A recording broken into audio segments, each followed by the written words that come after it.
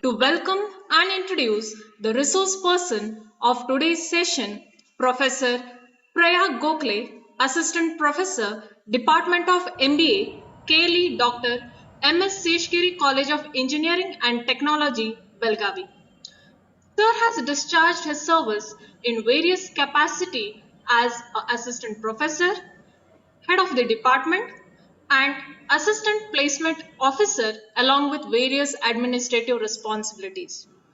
As far as his educational background is concerned, Sir has a rich treasure of wisdom in various fields of commerce.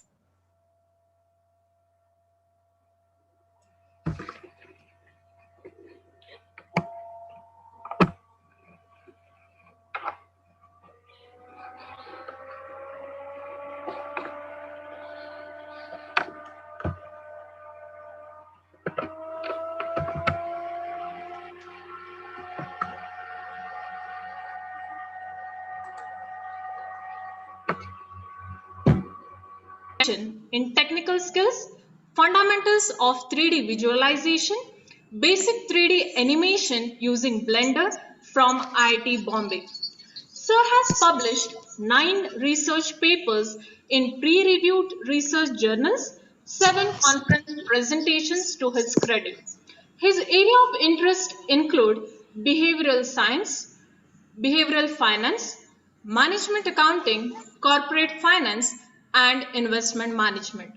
Sir is a visiting faculty to VTU and guest faculty to SIRC Belgium chapter ICI. Sir has delivered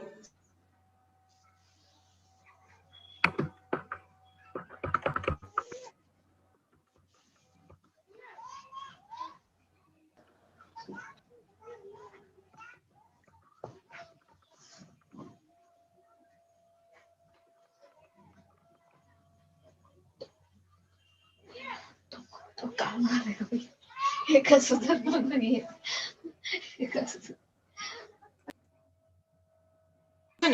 Professor Prayag Gokhale, Assistant Professor, Department of MBA, Kaylee Dr. M.S. Seshgiri College of Engineering and Technology, Belgavi. Welcome you, sir. Thank you, madam. Thank you for a wonderful introduction. I'm really grateful. Now I request Prayag Gokhale, sir, you can start with your presentation. Okay. If you could allow me to share my slide, madam.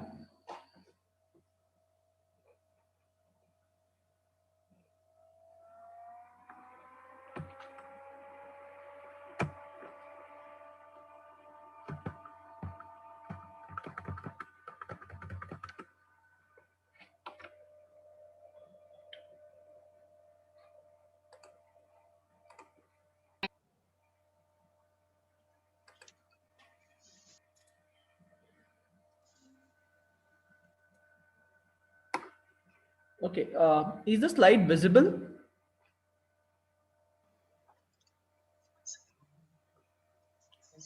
Am I audible, madam? Yes, sir, you're audible. Yeah, is the slide visible? Yes, sir, it is visible at my end. Okay, okay. So should I start? Yes, sir. Okay. So first of all, thank you, madam, for your wonderful introduction. I first of all thank the management of KLS Gokte College of Commerce, the director, the principal director, as well as the faculties of the Gokte College of Commerce for inviting me to deliver a lecture on questionnaire designing. Okay, so this has been a wonderful experience of mine to design questionnaires for various projects. Also my PhD, and in that also I have designed my own questionnaire. But there are lots of other projects also where I was involved into designing of questionnaires, and I will be just sharing that experience with you. Okay, so less of theoretical and more of practical is what I believe in. So I'll be delivering the same thing so that you get a practical exposure as to how to design a particular questionnaire. Okay, so let us get started. So the title that I've given is Mastering Questionnaire Design. Okay, so first of all, let me be very clear on that. Such type of topics cannot be covered in 1 hour, but because it's a huge topic that to be covered, and it comes by experience. You tend to design questionnaires, you tend to make mistakes, and then you learn from your mistakes, and then final questionnaire is designed, which again may not be flawless. Okay, so let me just give you certain tips of how to design a questionnaire, and then after you go on designing questionnaires and get experience, then it would be a good questionnaire that you can administer for your survey. Okay, so yes. Okay, so the first one is introduction. So what is questionnaire? Let me start with the basics of questionnaire. Okay, a questionnaire is a research instrument consisting of series of questions. So yes, it is a series of questions which together are put into one particular place, which is called as a questionnaire. Now, why do we do this? That is for purpose of gathering information. So questionnaire is used for gathering information.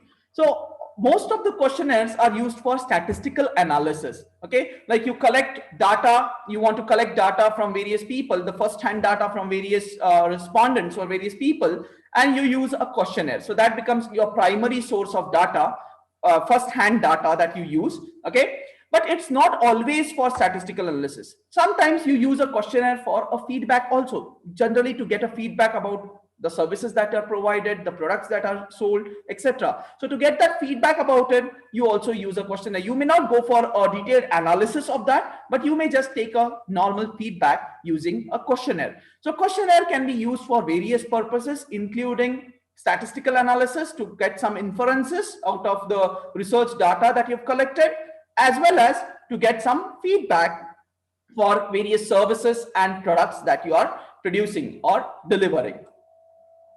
Next one is, why is it important then? Okay, since we know that questionnaires can be used anywhere, it is important because when compared to other types of surveys, like or other types of experimental surveys like designing and experimental design, or a telephonic survey or a verbal survey, questionnaire is less costly. Okay, it's just a piece of paper that you have to print and just circulate it. Okay, I'm not saying that it is not it doesn't involve any cost. It does involve any cost, but when you compare it with other types of surveys, questionnaire survey is a bit less costlier.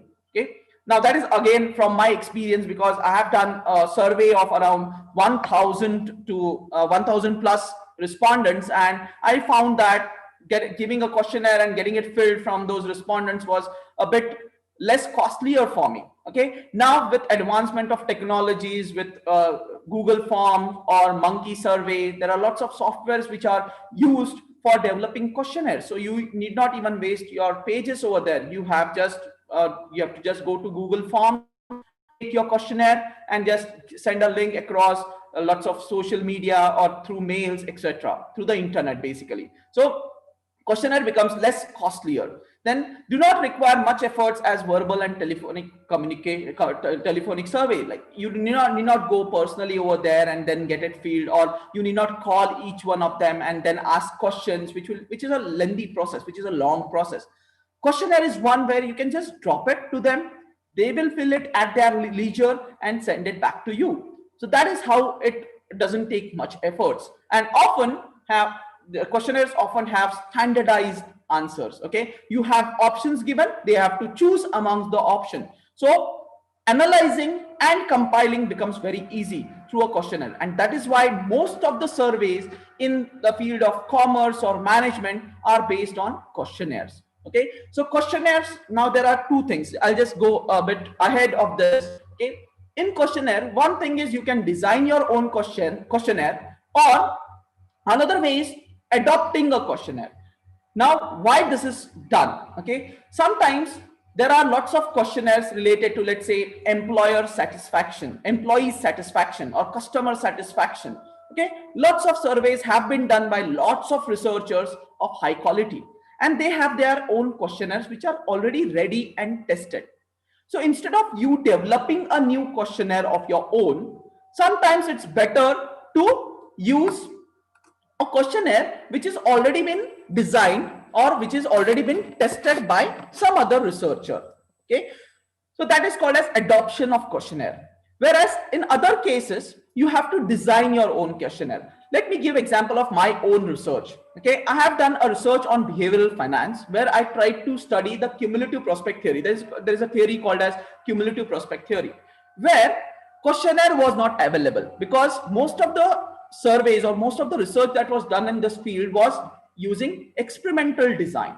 Okay, so what I had to do, I had to design my own questionnaire, and that is where I came to know about the intricacies of questionnaires, how to design, what should be there in a question, what should not be there in a question, and the same experience is what I'm going to share with you. Okay, so whenever you're talking about a questionnaire, either you can adopt a questionnaire from existing research works, or you can design a questionnaire based on the existing research works. Okay, so it should be always, there should be a reference to your questionnaires. It should not be from your own. You cannot write a question in an eclectic manner, like whatever I felt, मुझे लगा इसीलिए मैंने वो लिखा. No, that doesn't work. Okay, there should be some reference given. There should be some relevance to the questions that you are asking. You cannot just ask any question, because these questionnaires are to be sent to the respondents, and it's very important that you get the correct information. If you just go on asking anything and everything then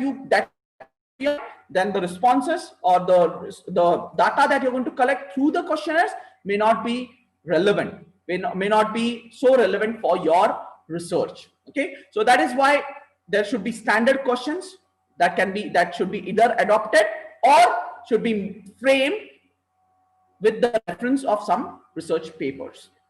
Okay, so that is why first of all questionnaires are important. Coming to the next one, first of all, there are no hard and fast rules. Guys, understand, there are no hard and fast rules for framing a questionnaire, because it's not a science basically where there are rules and you follow those rules and the questionnaire is framed. No, it doesn't work like that. Okay, it depends on situation to situation, it depends on person to person. Okay, it depends on the type of research that you are doing. Okay, so there is no hard and fast rule, but the researchers, by doing lots of research from the past, okay, they have come up with certain rules, or maybe say certain procedures, we can say, not rules exactly, but some procedures that we can follow so that designing questionnaire becomes easier. Okay, so a questionnaire design has no theoretical base to guide the researchers in developing flawless questionnaires. Hence, questionnaire design is more of an art than a science.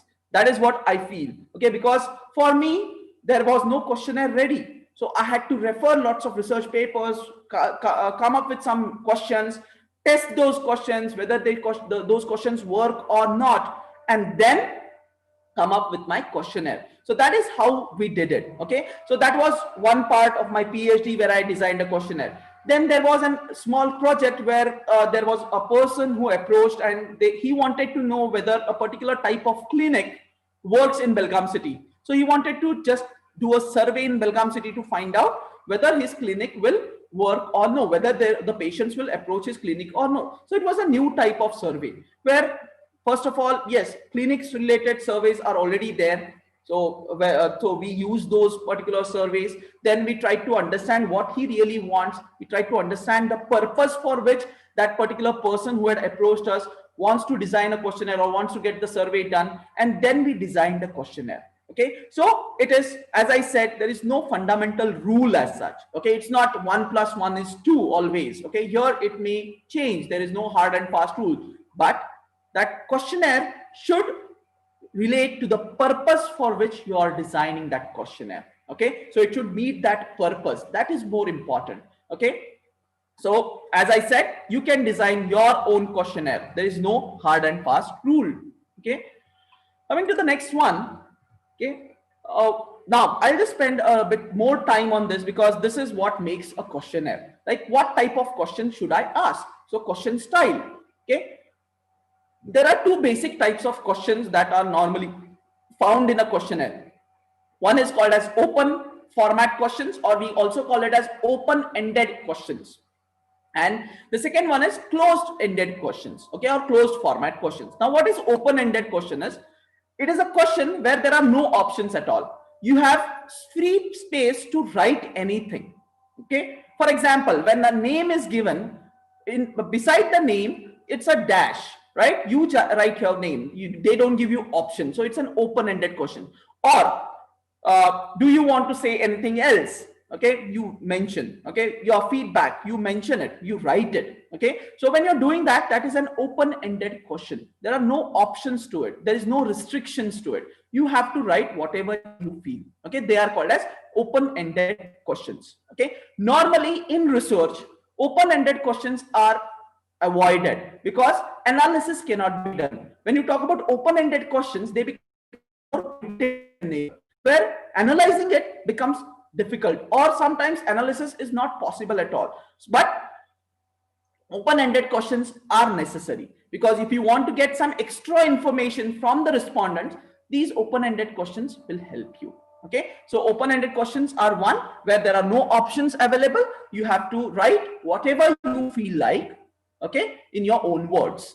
Next one is closed format questions, or they are called as closed-ended questions. Okay, closed-ended questions. Now, what are these closed-ended questions is, okay, where there are options given, okay, and the respondents have to choose from those options. They don't have an option to write anything they want. They have to just choose from those given options.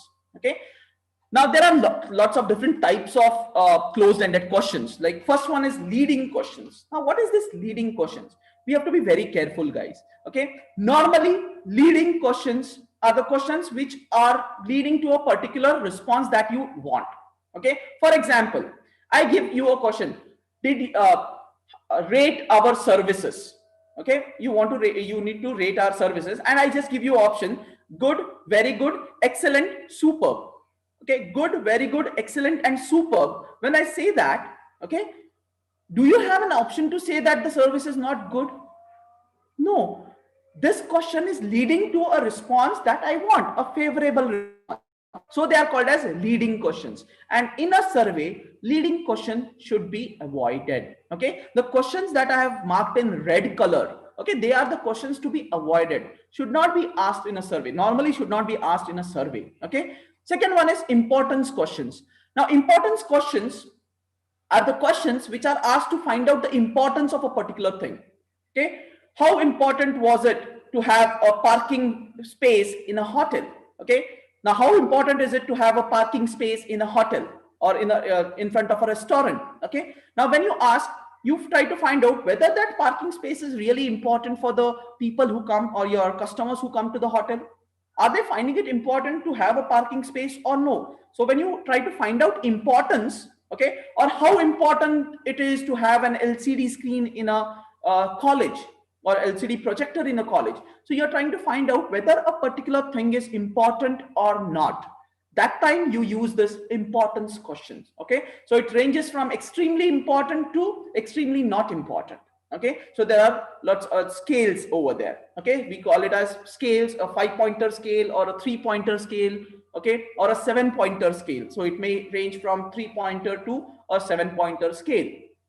Okay, next one is Likert questions. Now, Likert questions are normally asked to find out your satisfaction level, or your happiness level, or your basically satisfaction level and happiness level. Okay, so what is the question asked?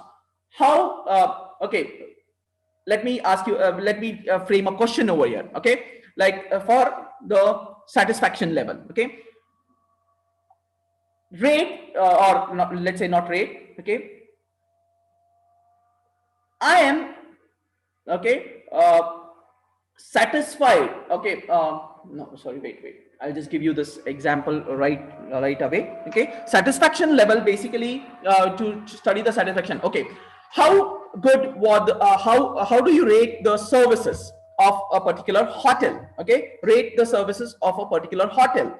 Then your scale would be highly satisfied, satisfied, neither nor satisfied, dissatisfied, and highly dissatisfied. Okay, so this is on a scale. Okay, now depending on what kind of service you receive, you say, okay, I was satisfied, so you take satisfied. You were not satisfied, you will say not satisfied. You say I was highly dissatisfied with the services, you will tick on highly dissatisfied. So this is what Likert scale is. Okay, so Likert scale is used for studying the satisfaction level of a particular customer or an employee or anybody else. Okay, next one is dichotomous questions. Okay, now what is this dichotomous questions are? They are having only two options, yes or no. Okay, dichotomous, so yes and no. Okay, are you happy with the service? Now when I say are you happy with the service, your answer would be either yes or no. You cannot say highly happy, highly satisfied, and highly dissatisfied. No, the question is very simple. Are you happy with the services provided? Yes or no. Dichotomous. Okay, but normally in research, dichotomous questions should be avoided because analysis becomes difficult, because there is no midpoint there. There is either yes or no, 0 or 1. Okay, so normally these types of questions are avoided. I'm not saying they are not used, but they're avoided in a questionnaire. Okay, in a research questionnaire. Next one is the bipolar questions. Okay, now bipolar questions are two opposite ends, like efficient and inefficient. Okay, so you can be either efficient, inefficient, or you can lie in between them. Okay, so there would be a straight line, and on one end there would be inefficient, on the other end there would be efficient, and you have to mark where you lie in that line, whether you lie towards efficiency or you lie towards inefficiency. Okay, so how efficient was the service provided by the clerk? How efficient was the services, or how efficient was the teaching done by a particular tutor? Okay, so efficient and inefficient, you rate them. Okay, so it may be either the extreme ends are efficient and inefficient. There might be something in between also. You can rate them in between as well. Okay, so that is what is called as bipolar questions. So there is no there are no options given here. There is just inefficient and efficient, two ends, and there is a line in between, and there will be certain points. You have to mark those points. Okay, so either it will depict it is highly efficient or they are towards inefficiency. So that is what is called as bipolar questions.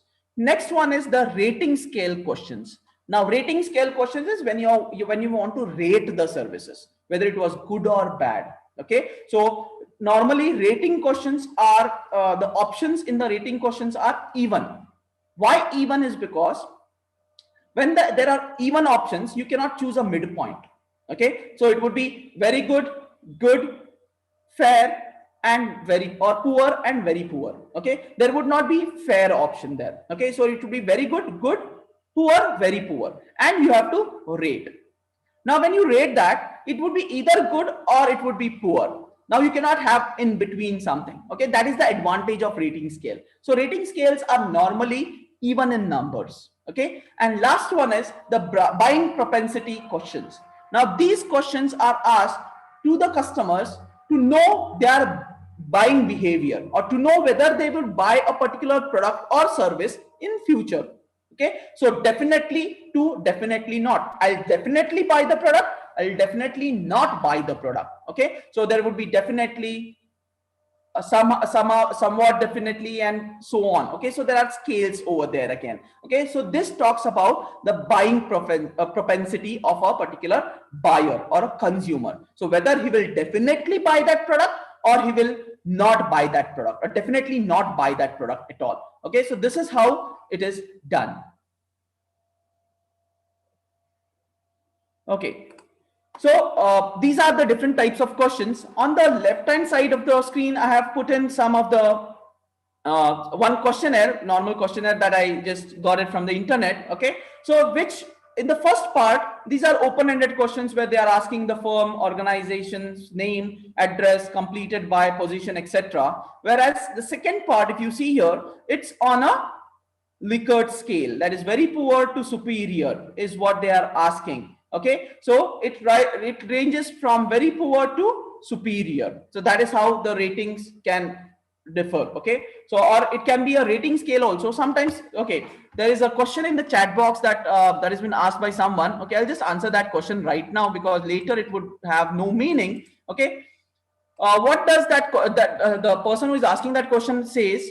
Okay, what is the difference between a Likert scale and a rating scale? Okay, now Likert scale, understand one thing, rating can be from a rank of 1 to 10. Okay, you can just ask a question, rate the following services, okay, as per your preference. Okay, now you say 1 is low rating and 10 is high rating. So you the respondent has an option to choose between 1 to 10. That becomes a rating scale that can be used for ranking also. Okay, rating scale can be sometimes used for ranking also, so that is a rating scale.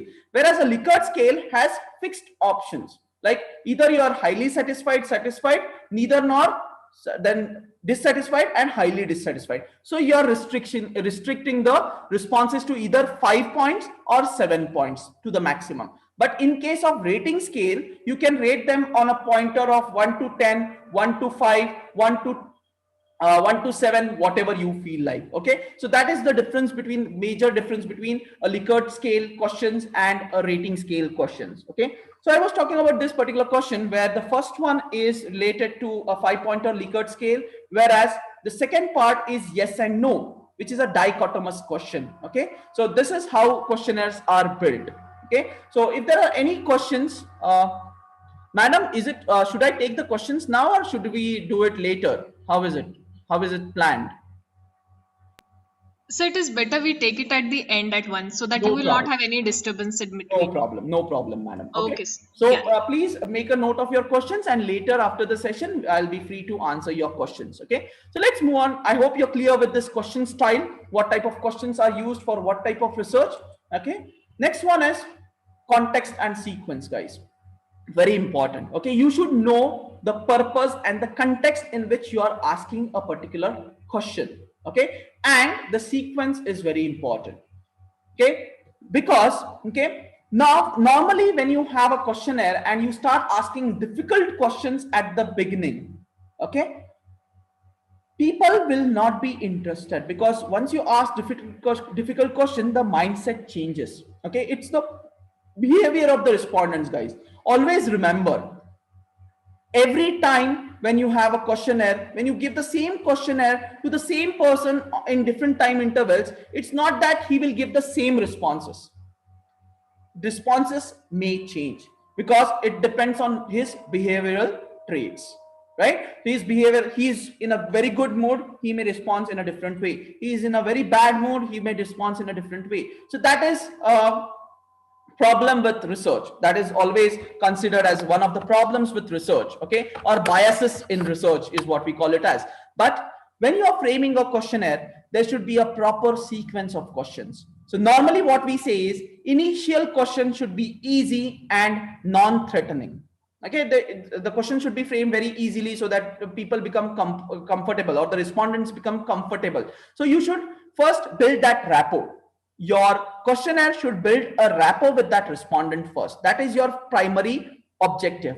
Once that rapport is built after 5-6 questions, then you can start asking a bit difficult questions to them, okay, or sensitive questions to them, because already the rapport is built, the respondent is comfortable now, and now he goes on answering in that flow. But if you ask sensitive questions at the beginning or threatening questions at the beginning itself, then he would become cautious. Okay, and he may not respond in the correct manner. Okay, so what we say is the order or the sequence of questions is very important, and the context in which you are asking the question also is important. Plus, there should be proper grouping of questions. Okay, like whenever you do a research, there are lots of variables that you're studying. Like there would be independent variable, there would be dependent variable, which I guess you might have attended the previous sessions, and in that they might have already discussed about this. Okay, so there are questions related to independent variables, there are questions related to dependent variables. Okay, these questions cannot be mixed. It's not that first question is related to independent, second is related to dependent, third is related to independent, fourth is related to the fifth variable. No, that is not going to help you. There should be a proper sequence. There should be proper grouping of questions. Okay, first group talks about the first independent variable. Second group talks about the second independent variable. Third group talks about the first dependent variable, etc. Okay, and your personal questions, general information questions should be grouped separately. Okay, in between you cannot ask phone number. In between, you cannot say email ID. In between, you cannot just ask your income level. No, you cannot do that. Okay, there should be proper grouping of questions, and there should be a proper sequence of questions. Okay, so the order of items on the questionnaire creates a context or meaning for the entire questionnaire. Okay, so that order is very important. Then items placed early on in the questionnaire affect the way in which people respond. Okay, because at the beginning we normally say, okay, when we meet each other, the okay, first impression is the last impression is what we normally say. Okay, so it's the same with the questionnaire also. When a person starts reading a questionnaire, initially if the questions are really good, comfortable, okay, easy to answer, then that rapport is built, that impression is built about a particular questionnaire, and then that respondent becomes comfortable and he responds in the right manner. Okay, because he has a positive mindset towards that questionnaire. But initially you start asking what is your income level, okay, how many assets you have, and all those things. That causes a negative impact on the respondents, because he may feel that these are threatening questions. There is a doubt that is created in the mind of that respondent, why they are asking these questions, so he may not respond in the right manner. Okay, this was an experience that we had, guys, understand. Okay, when we designed a questionnaire, first we had the personal information written, where we asked them the income level, the assets that they had, and all those things. Okay, and we found that people were not responding correctly. Though we knew a particular respondent and his income was very high, he used to answer low incomes. So naturally, the questionnaire doesn't mean anything for us because the responses were not correct. Okay. Later, what we did was we put that personal information part at the last, and we tried to include these questions in the beginning related to the variables that we wanted to study. Okay, then we found that yes, people were comfortable as they went on doing the analysis. At the last, they were comfortable in filling that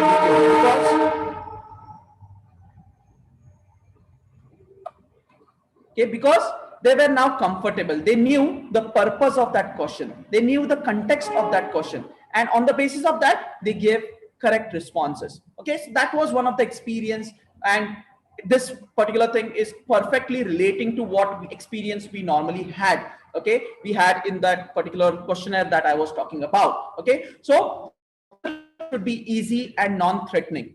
Difficult and sensitive questions are best asked later once the rapport is established. Okay, so this is how your context and sequence should be, because you know what are the questions. Now you need to know how to arrange those questions. Okay, then the most important questions. Most of the times we get these questions. Okay, sir, how many questions should be there? Okay, how many questions should be there in a survey? Now there is no rule for it, guys. Understand one thing, it depends on survey to survey. Some questions, some surveys are very short, where there are hardly 15 to 20 questions, whereas some surveys are so long that there might be 70, 80, 100 questions as well. Okay, so it depends on what kind of survey you're doing and who is responding, who are your respondents. That is very important. Okay, now take example of my own research. Okay, my research, I told you there were around 1,000 respondents, 1,050 respondents who gave responses to my question. Do you know how many questions were there? There were 70 plus questions, 72 to be very precise, 71 questions in my questionnaire. Seemed to be very huge question. Okay, initially it was 80 questions. Okay, I gave it for a pilot testing. I'll be covering that pilot testing part later. Okay, but I gave it for pilot testing, and I found that okay, people were not responding to all the questions because they felt it was too lengthy. There were more than 80 questions.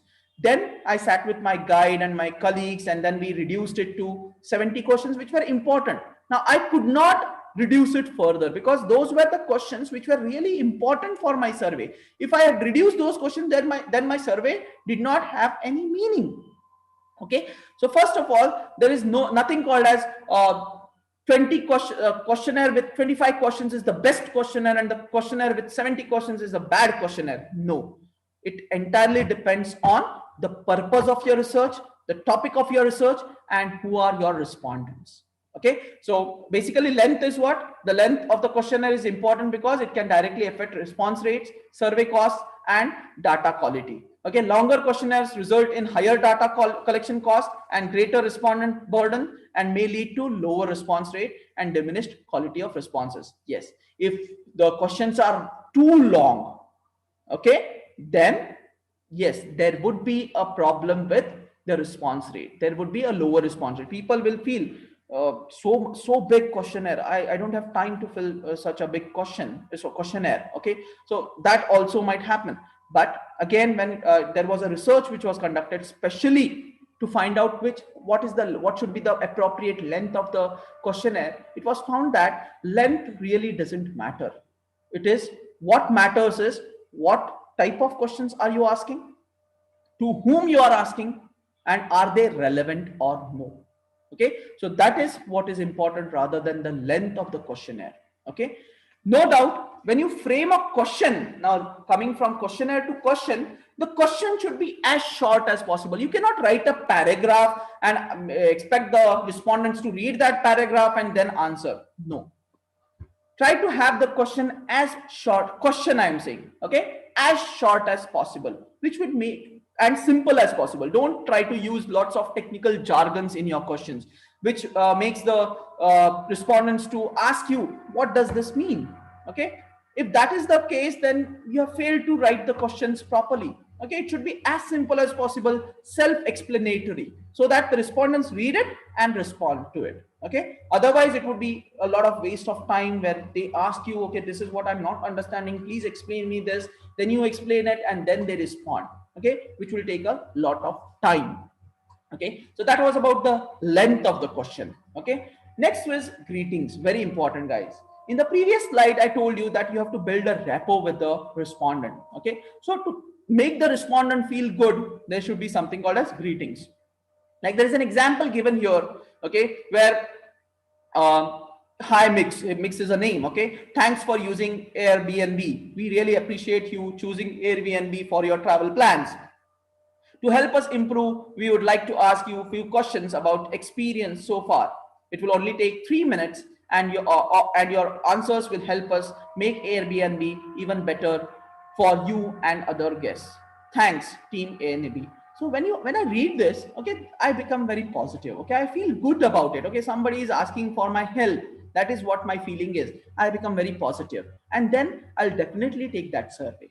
Okay, so look at the mindset of the respondent now. When they read all these things, okay, that assurity is done. The doubt which was there in their mind is gone. They don't have a doubt that why are they asking these questions, what are they going to do with this, how are they going to use this particular responses. Okay, are they going to misuse the responses? All these doubts are nullified when there is a proper greeting given at the beginning. Okay, so don't forget to greet your survey participants. A friendly welcome message will give reassurance to those who are feeling dubious. Dubious is doubtful. Okay, just as you wouldn't overdo it. Okay, now you cannot overdo it. You cannot write huge paragraph and thanking and all those things. Okay, it should be a very short, simple paragraph which they will read and they will feel happy about it. Don't overdo it. Okay, don't do it again and again, like after every section you have a greeting. No, don't do that. Okay, or have a greeting at the beginning also and at the end also. No. Okay, it should be done only once. At the beginning you just greet them saying this is what we are doing and we thank you for your time. Okay, so and then at the last you just say thank you. That's it. Okay, so this is how you greet them and make them positive, and so that they respond properly. So greetings is also very important part of your questionnaire. Okay, next one is fixing a target audience. Now once your questionnaire is done, now you've built your questionnaire because you know what kinds of questions should be there, you know the purpose of the question. Purpose is known, then you have set the questions, you have grouped them, you have sequenced them properly. Okay, then you have also put the greetings in it. Now your questionnaire is ready. Now whom should you give that questionnaire to? Okay, identifying the target audience is also important. You cannot give your questionnaire to anyone. Now my survey was related to investment. I cannot give this survey to a person who has not invested at all in his life. My survey was related to investment, so I have to get it done, or my respondent should be the investors. nobody else. Okay, if I'm doing a survey on teachers, my respondent should be teachers. I cannot take response from the peons and the clerks. Okay, so identifying the target audience is very important. Who are your target audience? So all this boils down to getting accurate information. So if your audience is correct, then only you will get the accurate information. Your purpose of that questionnaire is resolved, or it's met. Okay, so asking, like for example, let's say asking families with baby girls about a product tailored to baby boys will not result in accurate information. Okay, like you have developed a product for boys and you are taking a survey from a family who has a girl child, they do not have a boy child at all, baby boy at all. Okay, so what is the use of that survey? They will not be able to give you the right responses. Okay, or you are taking a survey about the condition of teachers in a particular college and you are asking questions to the students. That will not give you the right response. It is the teachers. You're doing a survey on teachers, the audience should be teachers. You're doing a survey on students, the audience should be students. So identifying the right audience is also important. A targeted audience will result in better response because you can design an effective and engaging questionnaire. So you need to know who your audience is, and then your questionnaire, again, it is not different compartment. Design a questionnaire and then you select the audience. No, your questionnaire is also based on what kind of audience you're dealing with.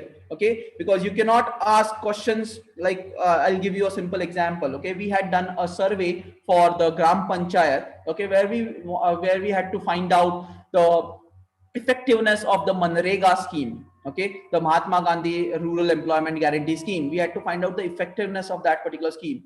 Now understand who are our target audience. They are the farmers or the villagers. So what kind of questions should be framed? First of all, I cannot have very technical questions. Very general questions should be framed.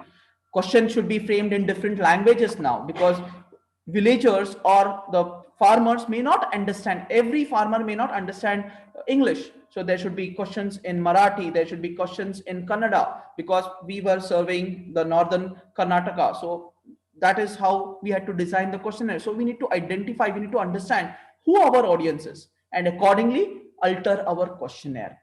Okay, in terms of, let's say, the easiness of understanding the questions, or the language that we are using in that particular questionnaire, etc. Okay, so your questionnaire should be formed in such a way or framed in such a way that it can be translated. Okay, so in case you require a response from a person who speaks Marathi or Kannada, that questionnaire should be easily translated. If you have used very technical language in your English questionnaire and which you are not able to convey to a person speaking Marathi or Kannada, then it would not have any meaning. It will not make any sense. Okay, so your questionnaire should be simple, which can be translated depending on the audience. So audience is also very important. Okay, coming to choosing the right questions. Okay, you have to choose the right questions now. Okay, so focus on asking closed-ended questions. That is what I told you. Normally we ask closed-ended questions in a research because open-ended questions becomes difficult to analyze. They are qualitative in nature, so putting them into a particular software or anything is not possible. So closed-ended questions is what is preferred. Keep your survey questions neutral and balanced. Okay, they should not be leading questions. As I said, leading questions are leading to what response you want. Okay, it should be balanced, it should be neutral. Okay, don't ask for two things at once, like did you like the service provided by the waiter and the manager? Now, if you ask this question in one, these two questions in one, now I might be happy with the waiter, but I may not be happy with the manager's response. How should I answer it? So do not ask two things at once. Were you happy with the swimming pool facility provided and the restaurant? Now, they are two different things. You cannot merge them into one thing and ask a question. For restaurant, ask a separate question. Are you happy with the restaurant ambience in the restaurant? Are you happy with the swimming pool facility provided? Have two different questions. Do not merge them, because I may be happy with one, may not be happy with the other. How should I respond? Okay, so have two things, do not mix two things. Don't ask two things at once. Ask them separately. Next one is keep your questions different from each other. Okay, like there should not be similar questions. Every time you're asking the same questions again and again and again, the respondents will get annoyed. So you have to have different questions. Maybe sometimes in a psychometric test, like there is something called as a psychometric test, which tries to study your behavior. Okay, and there those questions are twisted. The same question is asked in a different manner. That is a different that is a different purview in its own. Okay, that is done to test your psychology, but that doesn't mean that you use the same thing in your normal research questionnaires. Okay, so do not use same questions or do not repeat the questions again and again. That will annoy the respondents. Okay, so keep your questions different from each other. Every question should be different.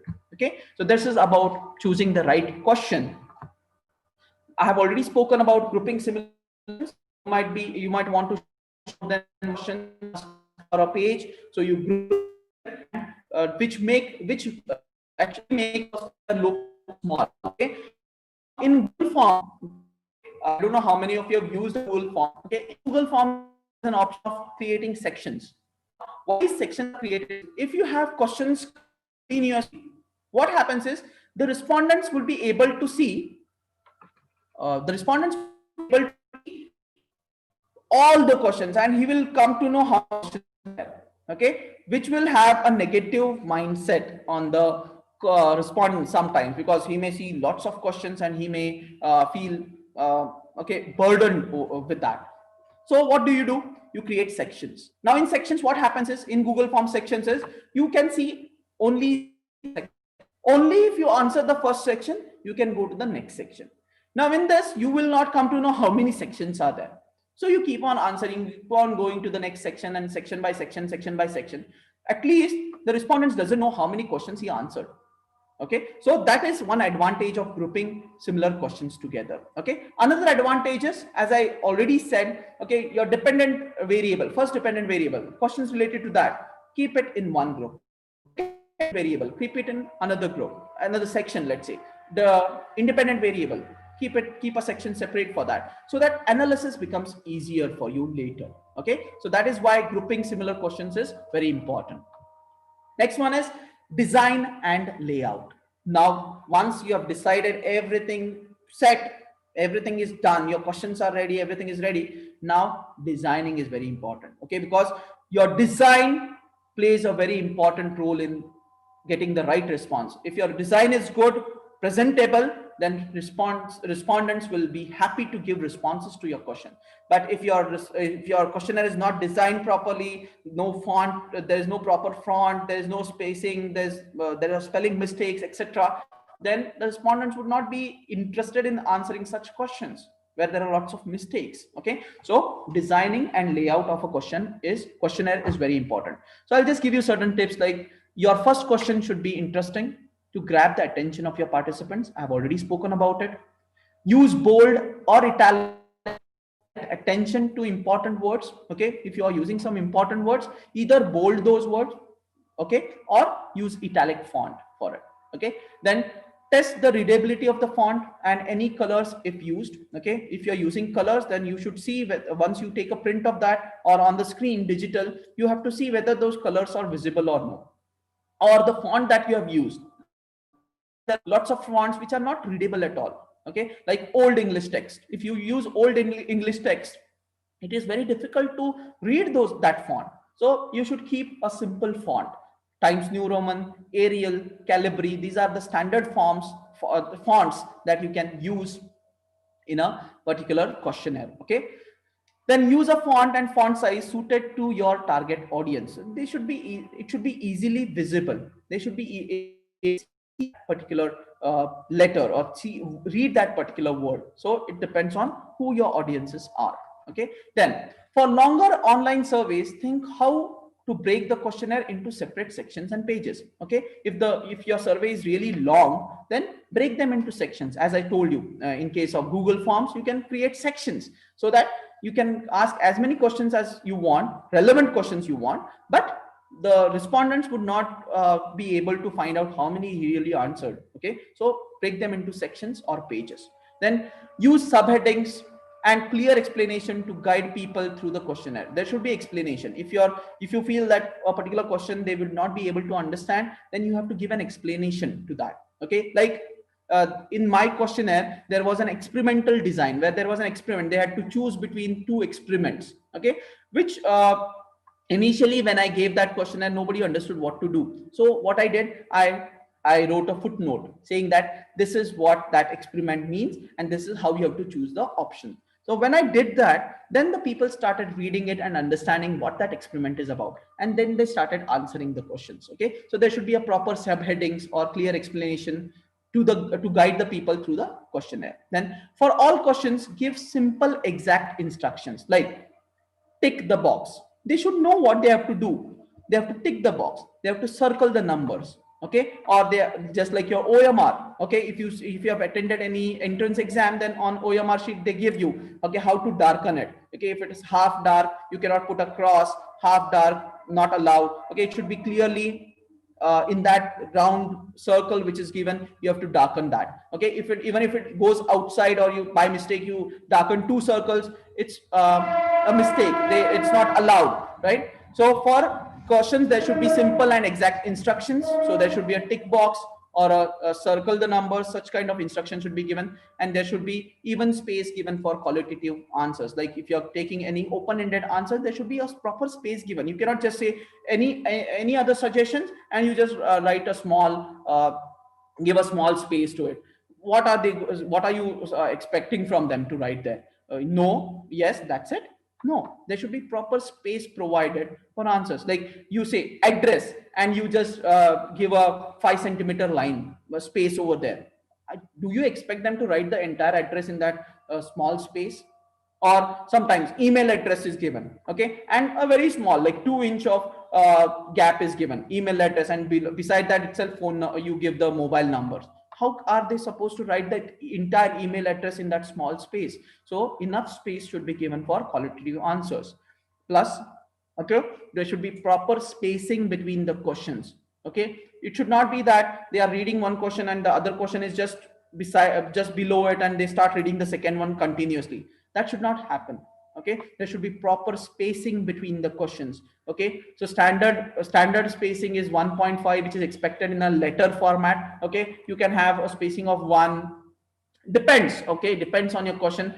So that is what I said. You have to visualize your questionnaire. You have to take a print of your questionnaire. Check whether it is properly aligned or no, whether the font size is correct, whether the font style is uniform, okay, whether there are any spelling mistakes, is there proper spacing between the questions. All these things have to be properly checked. Okay, then is pilot testing. Okay, you cannot directly go for a questionnaire in the market. You have to just pilot test it. Pilot test is testing it with a small sample size. Let's say your total sample size is 1,000, so you may go for 30-40 people and get the pilot test done to check whether your questionnaire works or no. Okay, because the reliability of your questionnaire is very important. Whether your questionnaire is reliable or no is very important. Okay, because when you go for a survey later, you have to check the reliability of the questionnaire. Okay, there's something called as a Conbanch alpha that we calculate to find out the reliability of the questionnaire. So your questionnaire should be reliable. So it is important to test your survey questionnaire before using it to collect the data. So pre-testing or piloting can help you identifying questions that do not make sense to the participants or problems with the questionnaire that might lead to biased answers. Okay, so then you may get a response after the pilot test. You may get a response, I don't understand this question, or the option I want isn't available. Why is it asking about that?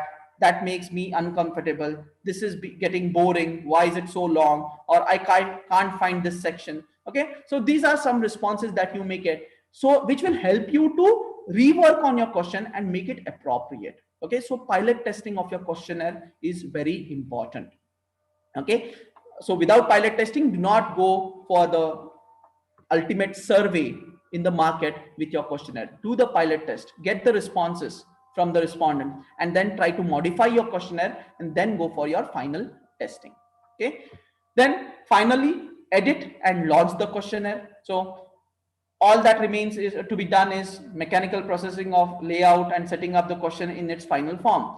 This will involve grouping and sequencing questions into an appropriate order, numbering questions, and inserting interviewer instructions. So these are the final touch-ups that you need to give to your questionnaire. Okay, so that's that. So finally, your questionnaire would be done, built over here or framed over here. Okay, so to go for the conclusion, what is a good questionnaire? A good questionnaire is one which helps directly achieve the research objective. Okay, the objectives whatever are there, so your question should be based on your objectives, sorry, basically your objectives. Based on your objectives, the hypothesis is framed, and on the basis of hypothesis your questions are framed. Okay, so that is how your questionnaire should be. It should be you should be able to achieve your objectives through your questionnaire. Then provides complete and accurate information about the survey that you're doing, the research that you're doing. Is easy for both interviewers and respondents to complete. Okay, it should be easy for you also as well as for the respondent also to complete it, and is so designed as to make sound analysis and interpretation possible. So once you get the responses from the respondents, analysis and interpretation should be possible. Okay, sometimes it happens that your questionnaire was administered, and later when it came for analysis, you found that okay, analysis cannot be done with this. There is no grouping, there is no sequencing, or the independent variables are not included at all, the dependent variables are not there at all. There might be lots of questions, like lots of problems that may arise later. So you should initially check whether everything is there or no, which will enable you to analyze that question and interpret the results. Okay, so you have to look from that point of view. So you have to go backwards. Okay, analysis, I want to do this analysis, I want to do this, I want to get this interpretation. On the basis of that, what should be my question, what should be the type of question, how should I frame my question, etc. Okay, so that is how you should relate each other. Okay, see, these are not separate compartments, they are all related to each other. You cannot just say okay, my design is good but it's not meeting the objective. Doesn't make sense. My design is good, meeting the objective, but I cannot analyze it. Doesn't make sense. So they should be all related to each other, and ultimately your questionnaire should be as brief as possible. Your questions should be very brief. You cannot have stories in your questions, okay, or stories in your questionnaire. Okay, so that is what that is how you build a questionnaire. I guess I'm done with my time. Okay, so that is what I wanted to tell you all from my experience in designing questionnaires. Okay, now I keep the session open for queries. Okay, if there are any queries, I'll be happy to answer those. I'll try to answer those. Thank you, sir. Thank you. Now I request participants to post your questions in the chat box, or you can just raise your hand so that we will unmute and you can ask the questions to sir, and sir will definitely address your questions.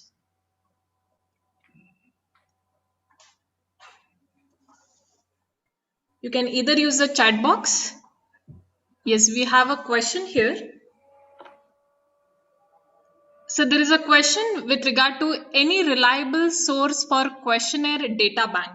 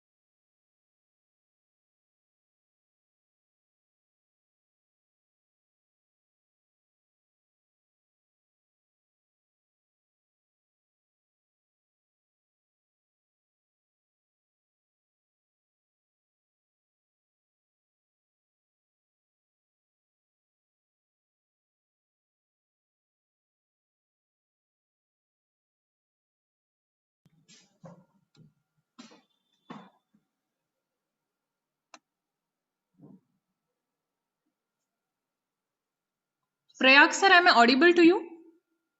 Yeah, ma'am. Yeah. Okay. So there is a sorry question for the connect. There was some. Okay, sir, no problem. Yeah, there was some connectivity. Okay, sir. There is a question, sir, in the chat box with regard to Okay. any reliable source for questionnaire data bank. I mean, they are actually asking whether there is any standard questionnaire. No, No, as I said, the questionnaires depend on type of research that you're doing. Now, when suppose you're doing a research on, let's say, behavior, okay, so there would be lots of research papers which are already published on behavioral finance. Now, when there are lots of research papers which are already published, they would be giving the research questionnaire also along with those research papers. Okay, in some cases you have to pay for it. Okay, the research questions, yes, there are lots of research questionnaires which are already there, standardized research questionnaires which are patented. In some there are patented questionnaires also, which you can get. Okay, but I cannot give you a common one platform where you can get all the questionnaires. It depends on what kind of survey you're doing. Depending on that, your questionnaires would be there. In some surveys, the questionnaires, as I said, okay, there are already questionnaires which are available, and you have to just adopt those questions. Now, those questionnaires may be available free of cost because the researchers are kind enough to put it on the in the paper itself, or in some cases, these questionnaires would be we pay some amount for it and buy the questionnaires and use it. Okay, so it depends on what type of research you are doing. So I cannot give you a common maybe a website where you can get all the questions, all the questionnaires. I hope I have answered that question.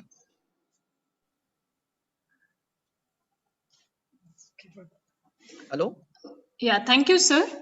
Yes. Sir, I have a question. Yes, ma'am.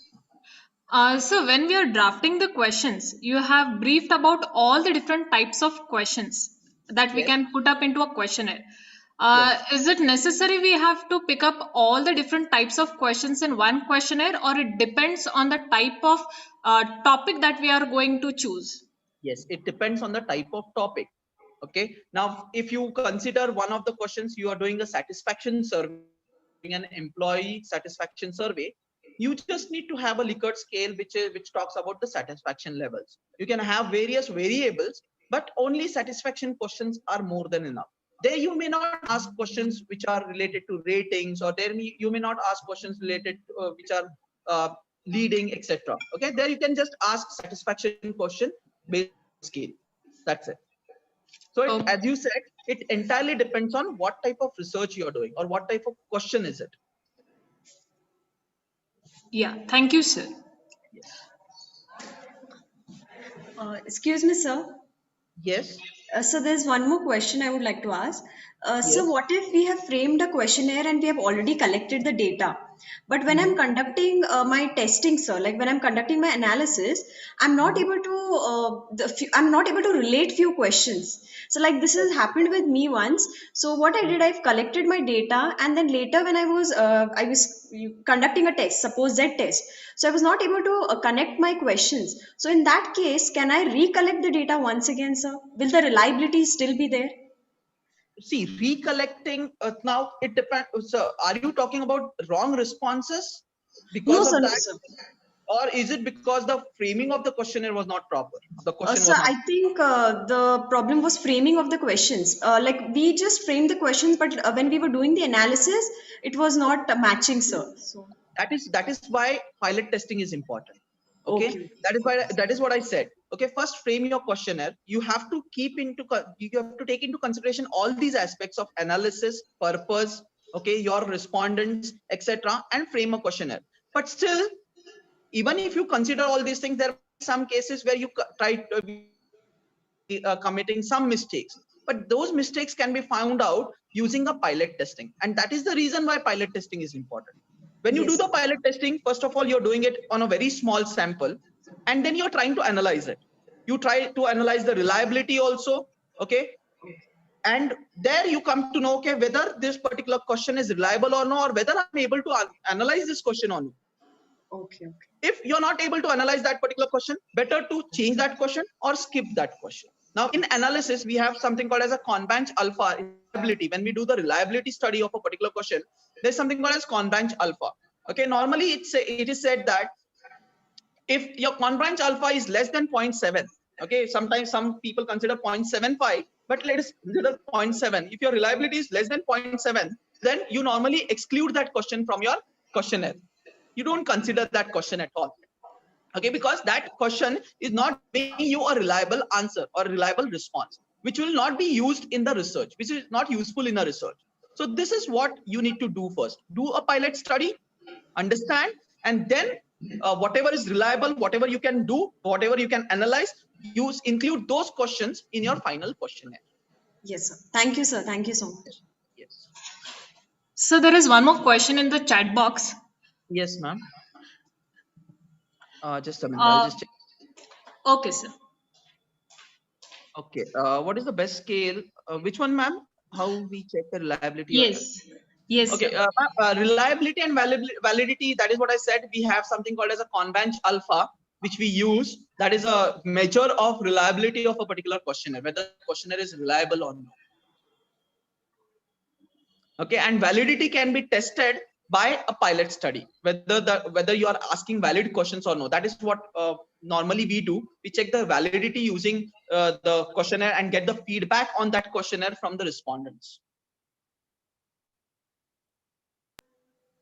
Okay, and there is one more question. What is the best scale or questionnaire to measure spirituality? uh, can, can I know what exactly it means? Like, I'm not getting the context of that particular question.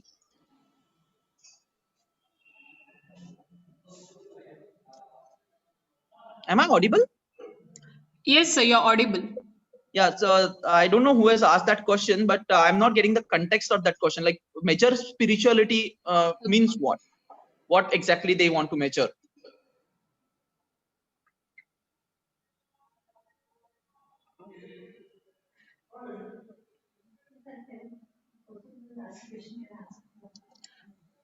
I request Gajanan to just unmute yourself.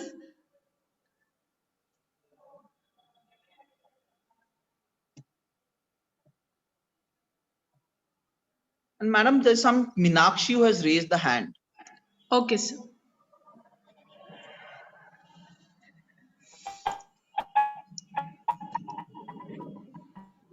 Madam, you can just ask your question to sir.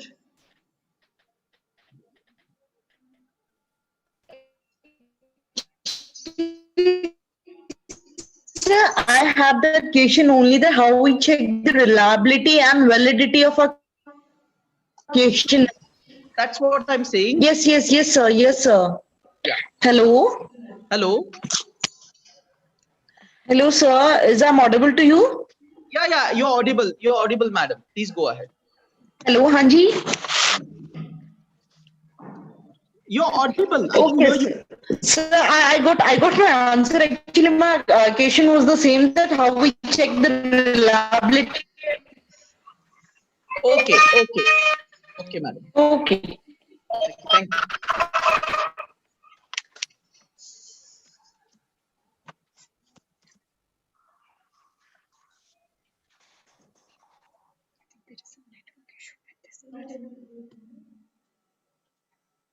So any other question from the participants? You can just post that into the chat box for another 1 minute.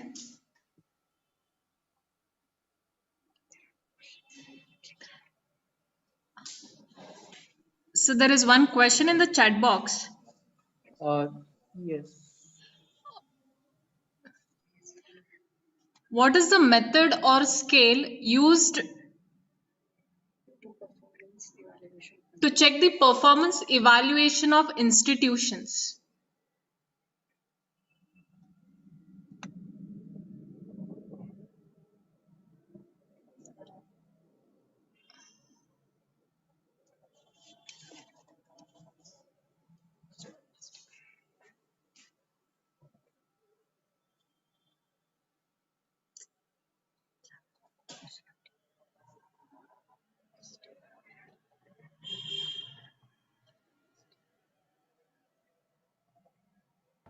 Madam, can you please repeat the question? Yes, sir. Yeah.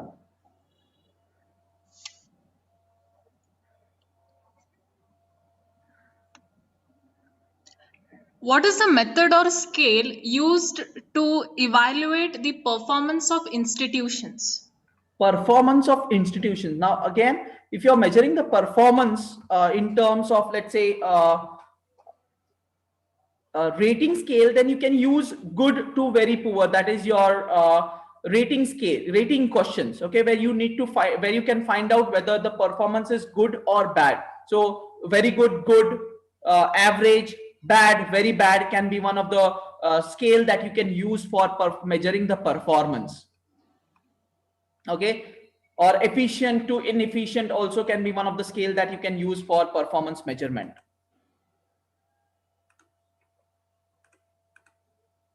Okay. Yeah, thank you, sir. So Yeah. there is next question in the chat box. Yes. For pilot study, how many samples we can choose? Now, see, pilot study depends on your overall or overall samples that you are intending to collect later. Okay, for your study. Let's say if it is around 1,000, then there is no hard and fast rule. Again, I'll just emphasize on that. There is no hard and fast rule, but around 30 40 respondents from various places would be the appropriate thing to do a pilot study. Okay, so if you're looking for a sample size of around 1,000, total sample size of 1,000, so around 50 might be appropriate for testing your questionnaire as a sample, as a pilot study. Okay, so again, there is no formula for it. There is no particular formula which tells you, okay, this much, these many should be your respondents for a pilot testing. Pilot testing should be done not normally from people, from your exact population. Your sample should be drawn from your population, and they should be able to give you the correct response or correct feedback on your questionnaires. So it may be 30 also, it may be 50 also. Okay, but the people whom you have chosen for the pilot testing should be the right people who can give you the correct feedback on your questionnaire. That is more important. Okay, so there is no particular size as such. I cannot tell you, okay, 30, 40, 50 or etc. Okay, that depends on your judgment over there. Yeah, thank you, sir. Thank We are done with the questions in the chat box. Okay. Yeah, so thank you so much, madam, for giving me an opportunity to just share my experiences in terms of designing questionnaire and research. I thank the entire management of KLS GCC. Okay, thank you, Zawalkar madam, also for inviting me for this session, and all other faculty members for giving me an opportunity. I really thank you all. Thank you so much, sir. On behalf of Careless Management, PG Center MCOM, and Research Center, I extend my sincere gratitude to Professor Preya Gokhale. Sir has cleared all the hurdles in framing the questions for a questionnaire through this session by various tips, precautionary measures, do's and don'ts in framing the questions. Now I'm sure all our participants will definitely prepare a research paper based on the primary data by framing all the questions with all the guidelines, precautions, and tips, which is beautifully elaborated by Sir. Sir, thank you so much for giving your valuable time and sharing all the experience that you have gone through in drafting a reliable, authentic questionnaire. Thank you so much, sir, being Thank with you. us. Thank you. Yeah, Thank thank you. you, sir. With this, we end our session for today on drafting of questionnaire. Thank you, sir. Thank you. I'll leave the meeting, madam. Yes, sir. Yeah. Thank you Thank so much, sir. Yeah.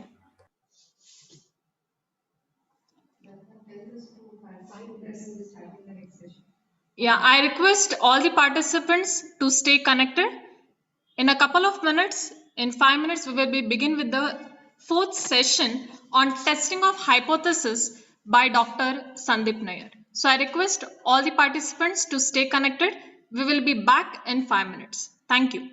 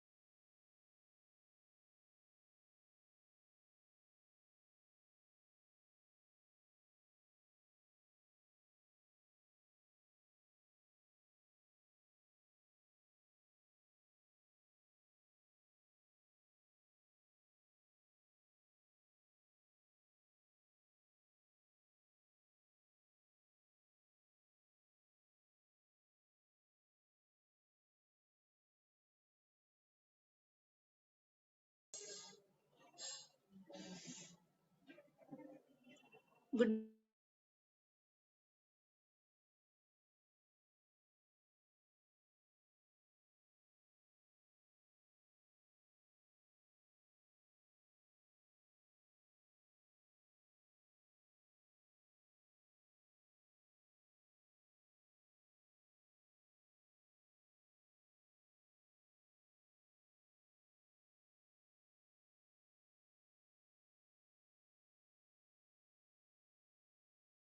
I would like to introduce Dr. Sandeep Nair. Dr. Sandeep Nair is at presently working as an associate professor at KLS GIT, Gokta Institute of Technology, MBA department. Sir is in the services since last 25 years. He has a rich experience in teaching, training and consultancy. Sir is associated with several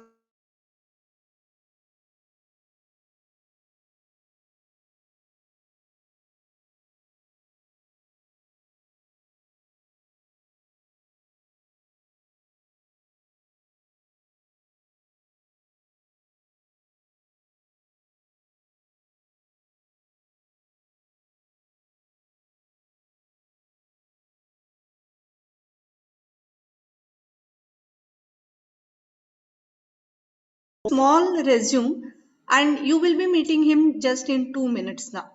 Uh, Sandeep Nair sir, Yes, sir, ma'am.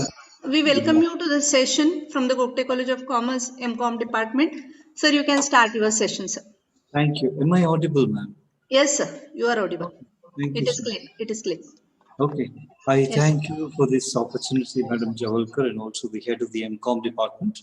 yes, Uh, I must admit I'm very happy to be here. I just happened to see the earlier session as well. Kindly excuse me, I think technology is slightly unreliable today.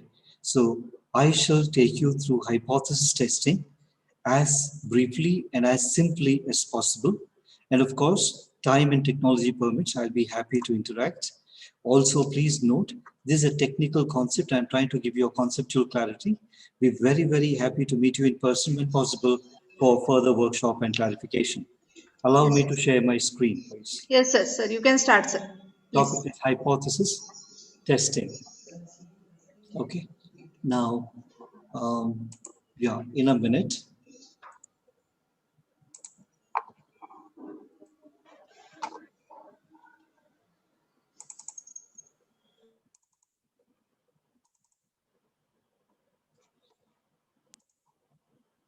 Can you see the screen, ma'am?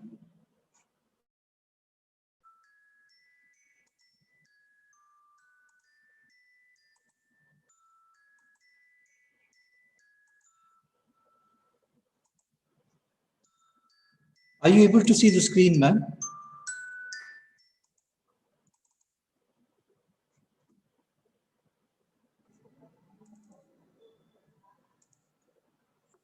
Hello?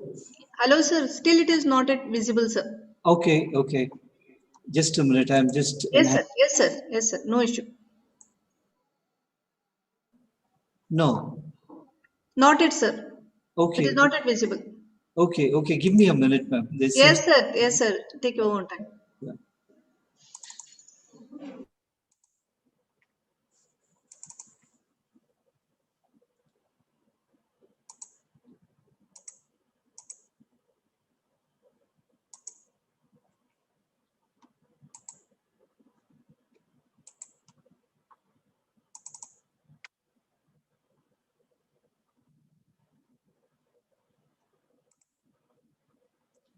Okay,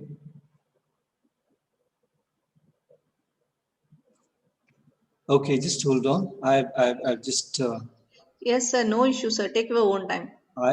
we are just to get a little comfortable with this. Yes, sir.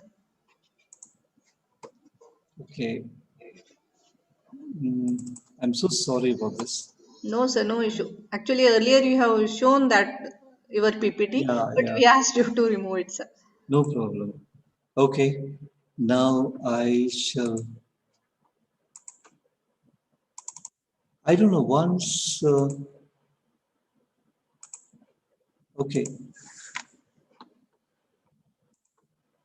Okay. Uh,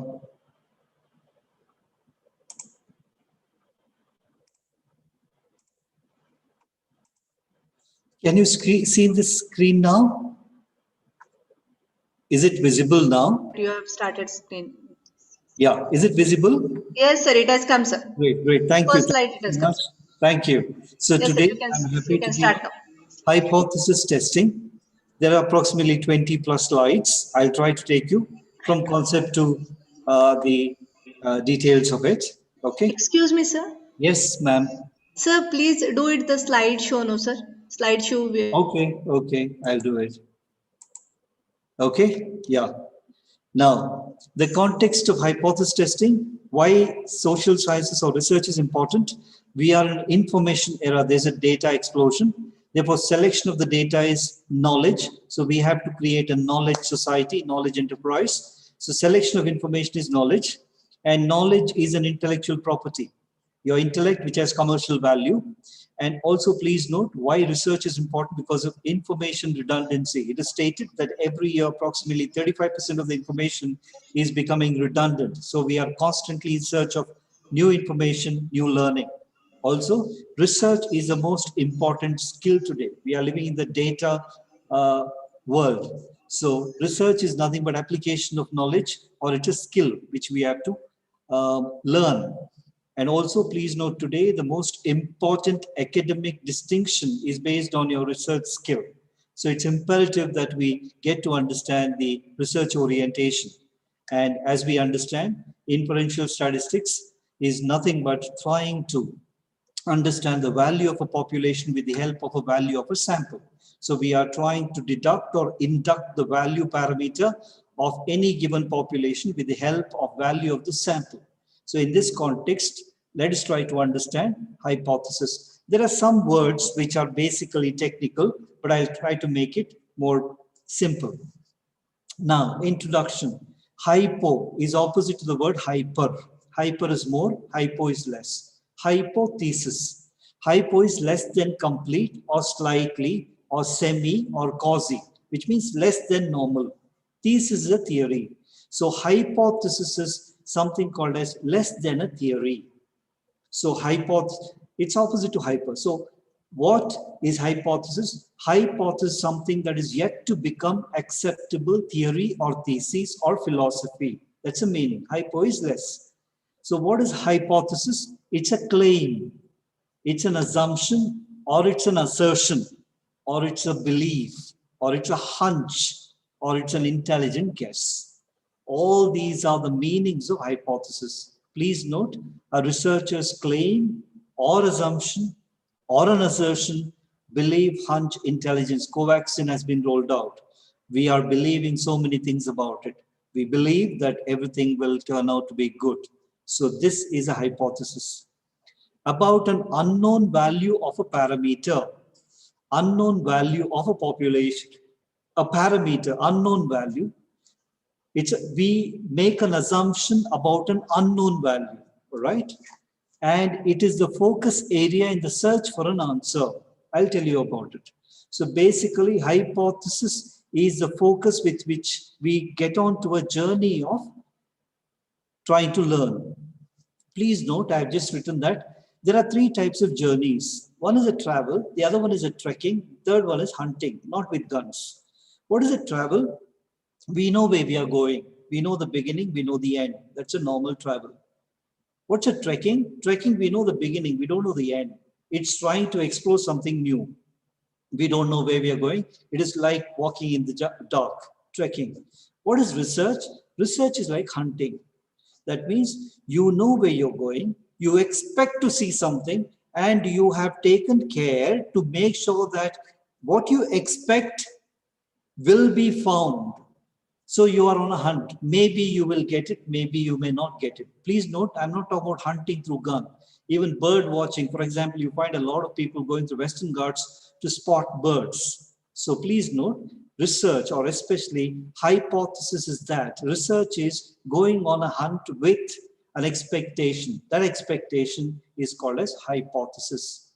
Please note, all learning or knowledge starts with a question. That's what Socrates said. But then, if you merely go with a question, we don't know what the truth will be. Therefore, along with the question, we have to have an intelligence guess about the possibility of an answer. That possible answer is called as hypothesis. The answer may turn out to be true or answer may be wrong, but we need to have an answer. So this is what we understand as hypothesis. The best way to understand hypothesis, understanding the justice system. The justice system believes that all people who have been caught or accused are innocent until proven guilty. So the judge sits with a hypothesis that this fellow whom the police or the law has caught is innocent, and the responsibility is on the investigation agency to prove with evidence and circumstances that is guilty. So what's a hypothesis the justice system works with?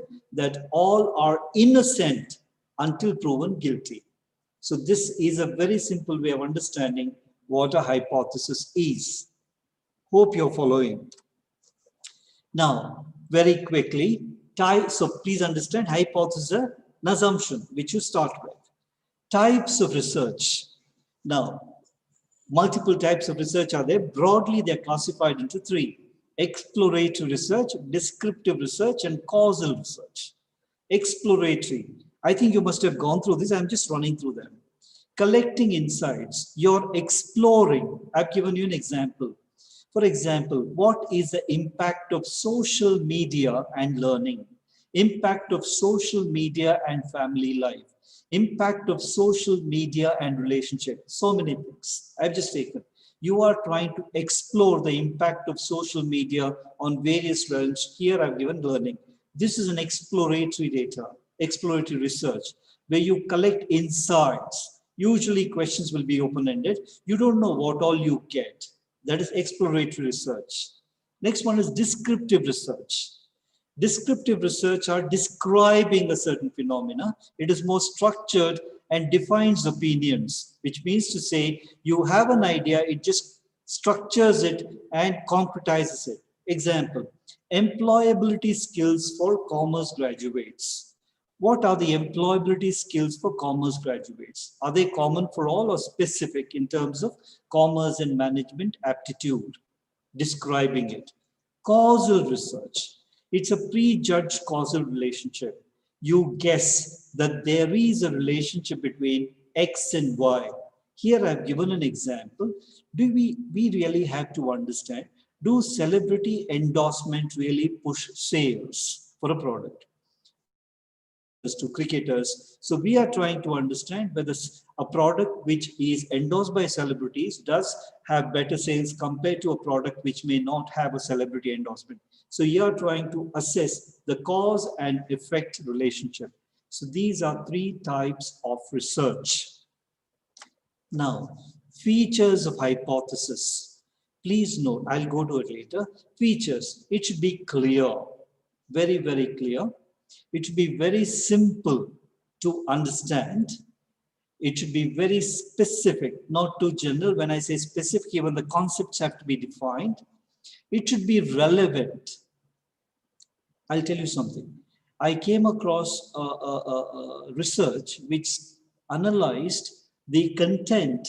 The title, it said about the emotional content in the speeches delivered at convocation addresses of university. Now, an amazing way of looking at a certain area of relevance. Maybe that gives a lot of idea for people to give motivational speech. Maybe that will give a lot of idea to people how to make an impactful speech. Whatever it is, create a relevance. Predictability, it should be able to be predicted. Observability, not too very abstract and vague. It should be observable. It should be testable and related to the various techniques of analysis or statistical tools that we adopt. These are the features of hypothesis.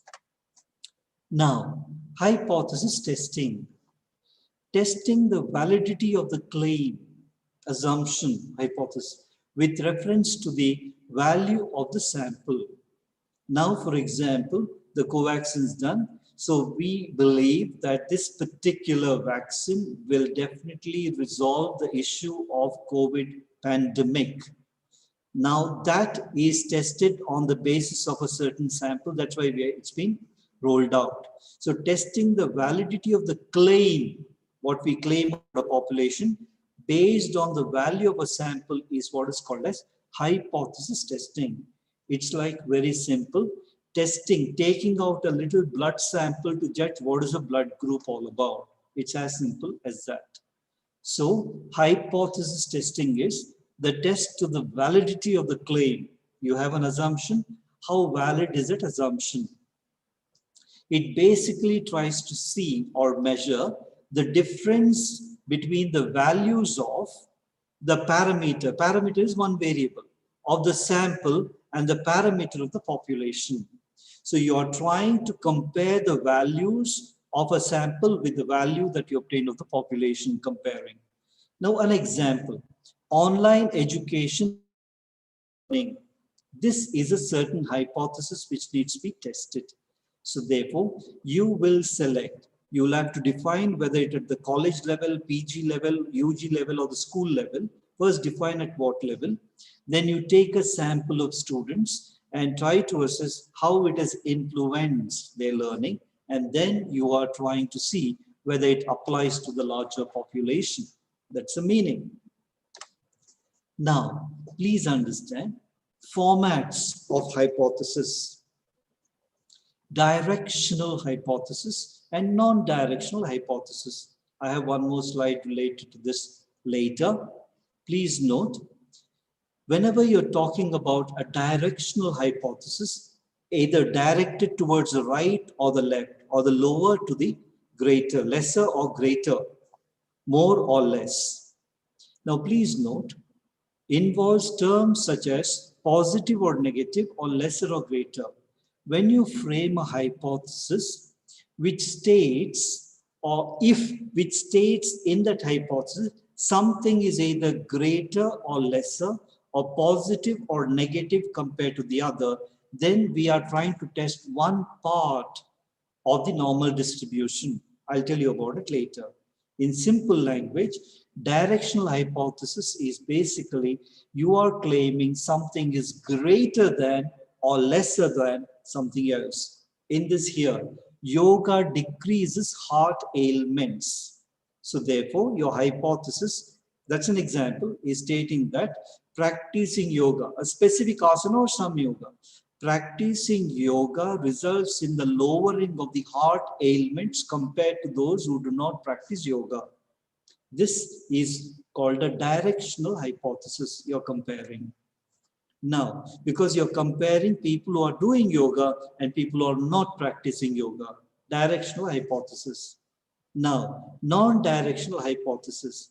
It just says that existence of a relationship, not in nature. The same thing, let's phrase it out. The practicing of yoga reduces heart ailments. You're not comparing it with anything else. That is non-directional. Or the practicing of yoga has an impact on the health of the heart of an individual, for example. You're not comparing. That's non-directional. I've given you an example. We are trying to test the difference in the yield, agriculture yield of organic and chemical fertilizer. So here, please note, we are not saying organic fertilizer will lead to a better yield, nor are we saying that chemical fertilizer lead to a lesser yield. We are just saying that there exists a difference in the yield, agriculture yield, when you apply organic and chemical fertilizer. So organic fertilizer may yield more, may yield less. So that is a non-directional hypothesis. Something less or more, or something positive or negative, when you compare, you are testing the direction. Otherwise, it's a non-directional hypothesis. I think I'm going a little fast, but I'll make it simple. Rationale. Why is hypothesis testing important? What is the rationale of this? What is the basis of this? Please note, in hypothesis testing, a claim is made about the population parameter based on the sample. That is called test statistic. In simple language, the statistical instrument that you use to validate this claim, test, is called test statistic. Please note here, when you undertake a hypothesis testing, you should be aware of a few very important things. Because from a large population, you're drawing sample, and samples are drawn at random. Therefore, there can be some amount of occurrence of chance, occurrence of some kind of beyond, because it's chosen at random. Therefore, it is possible when you're comparing a sample with the population, there can be a scope for a margin of error because you're just randomly selected the. Now, I gave you the example of trying to understand the effect of online learning and learning abilities of children. Now, you can randomly select students to make an assessment. There would be definitely certain kind of error that's possible if you randomly select students who belong to schools, private, government, or English medium, Marathi, Kannada medium. So therefore, any selection of sample will have a certain element of chance. Therefore, you have to provide or discount that margin of error. The probability that the difference between the sample and the test statistics is not due to chance. So please understand, finally, when we compare between the value of the sample and the test statistics of the population, we arrive at a certain value. To rule out that this was not a matter of chance, it was not a matter of accident, it happened scientifically. To rule it out, we have to give a margin of discount. That is called level of significance. Level of significance of the chance factor. In simple language, what I'm saying is that to make sure that the result I got is scientifically valid, I have discounted a certain amount of it because the sample could have been randomly taken. There could be an act of chance. To discount that level of significance of the probability factor, I have to consider that before deciding on the hypothesis testing or test statistic. So please note, you have to understand the concept of level of significance of the chance factor. Now, what is the procedure of hypothesis testing? First and foremost, you have decided on a topic, then you decide on an objective and state the null and alternate hypothesis. That's the first one, state the null and alternate hypothesis. Second one, state the level of significance, what we just discussed now. That's very important. You have to decide what would be the level of significance of chance factor. It's called alpha. Third one is establish critical or rejection region. You have to arrive at a critical region based on what we understand a standard table value. I'll tell you about that. Select the test statistic. What is the specific instrument of statistics that you're going to apply? Formulate the decision with regard to the null hypothesis. Once you derive a value, then you compare between the p-value and the critical value to basically either reject or accept null hypothesis. I will tell you about. Please note, in hypothesis testing on research, you're basically trying to see what to do with the null hypothesis, to reject or to accept. There has been an accused in the court of law.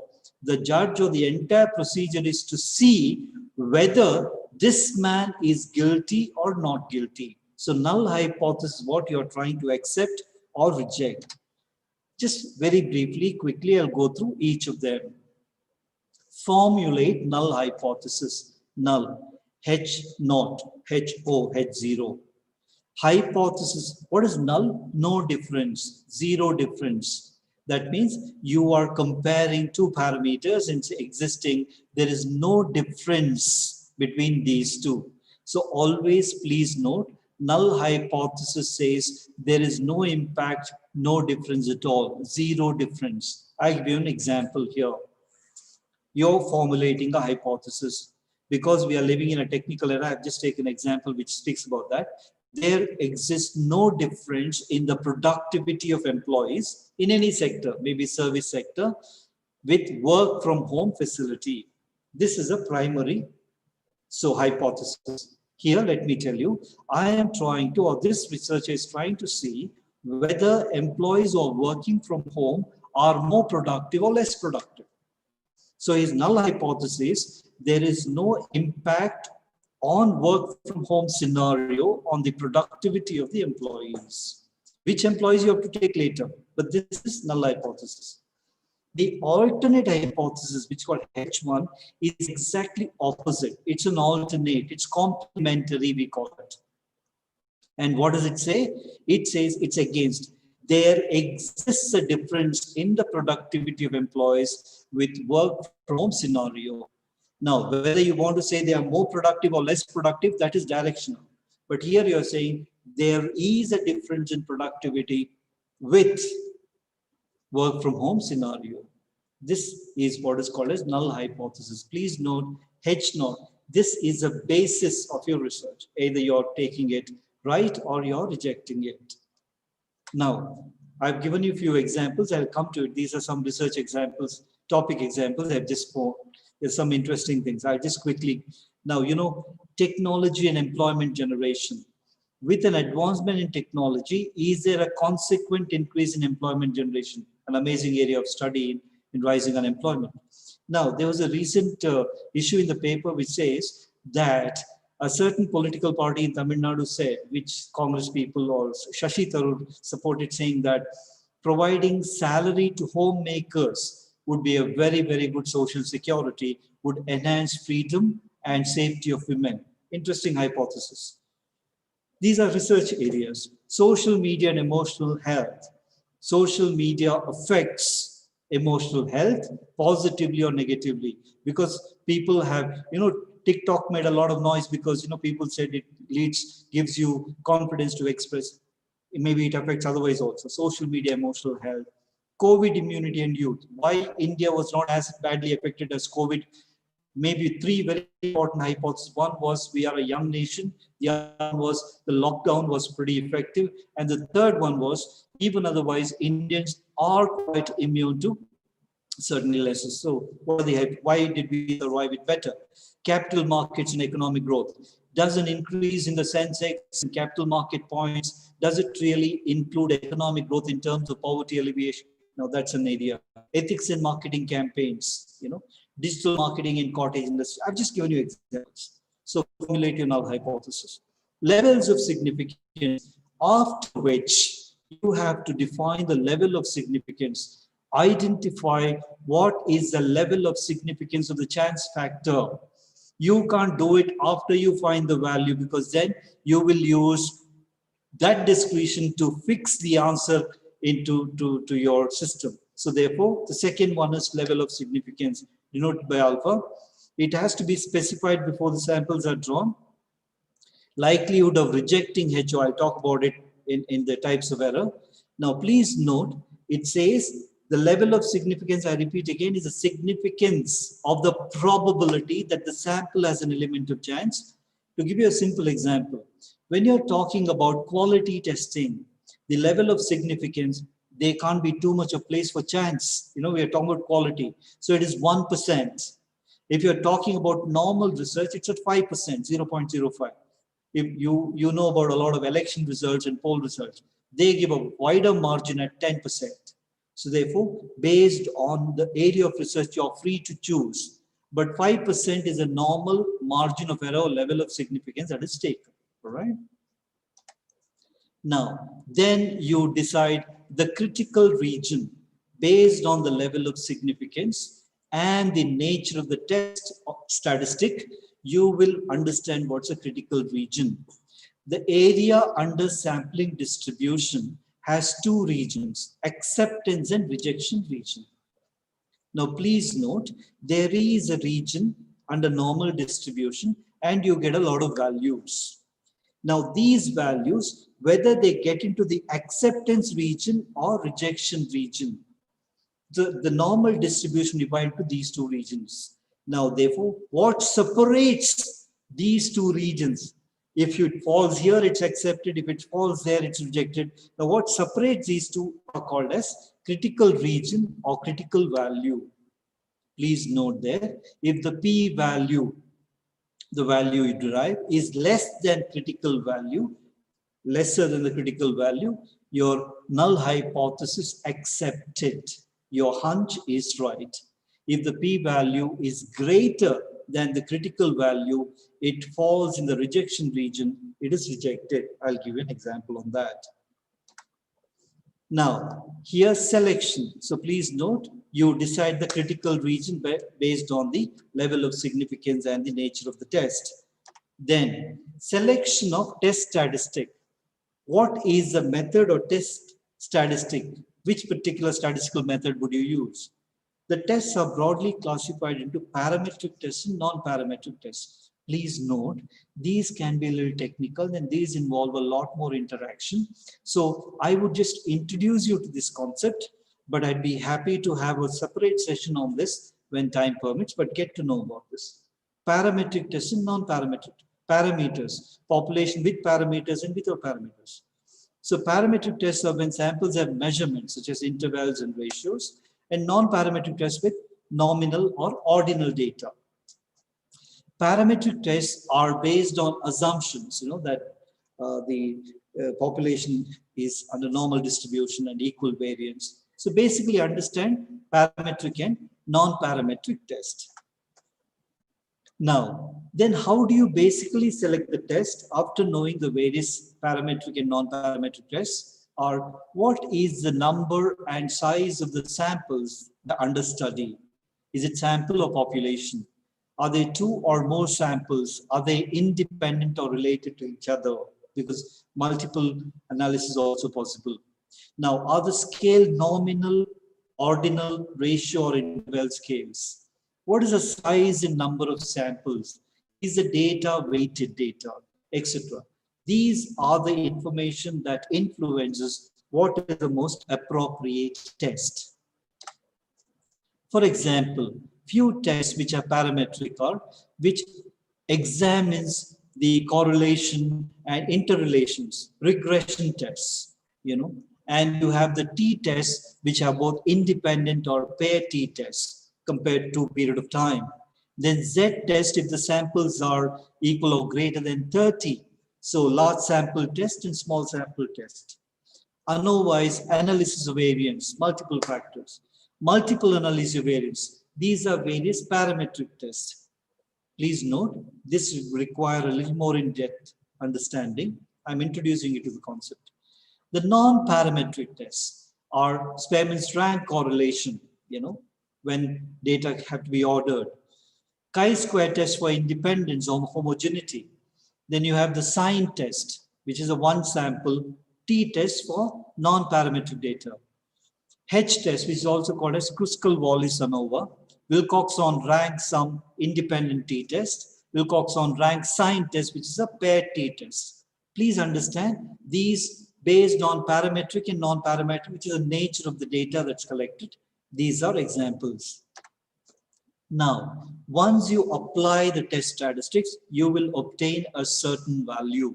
You will obtain what is called as a p-value. So compare the test value statistics with the critical value. Critical value is obtained in the table based on which test you are undertaking. So you shall compare both. So what you understand is, if the p-value that's obtained is less or equal to the critical value, which defines the acceptance and rejection area, then you shall accept the null hypothesis. If the p-value is greater than the critical table value, then you shall reject the null hypothesis. Rejecting the null hypothesis means accepting the alternate hypothesis, because both are complementary. If it is not this, it has to be that. This is how you make decision. Now, please note, direction of a test I told you earlier is also called as, I'll introduce the concept of two-tail and one-tail tests. A normal distribution has two tails. Now, just an image. This is a normal distribution, the bell curve you find, normal distribution. When you put data, you get a distribution which is normal, where it peaks in the middle and the lower and the higher limits, just flattens out. So you have two extremes and you have data peaking in the middle. This is a normal distribution. It has got a lower and an upper tail, the lesser and the minima and the maximum data. If the hypothesis is stating less than or greater than the sample statistics, it's called one-tailed test. There's also directional test. I told you about it.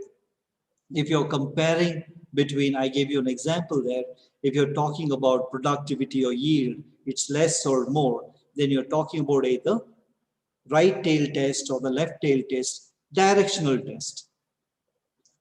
Now, please note also here, when you're talking about a two-tailed test, you shall obtain the critical table value and you have to divide it by 2 because you have to spread it both directions. All right? It's one-tailed test. This is also called as directional test. A non-directional test is a two-tailed test where you divide the critical value by 2. So please remember the concept. A directional test is where you're claiming that something is greater or lesser or positive or negative. A non-directional test is you're just establishing difference and neither saying greater or lesser or positive or negative.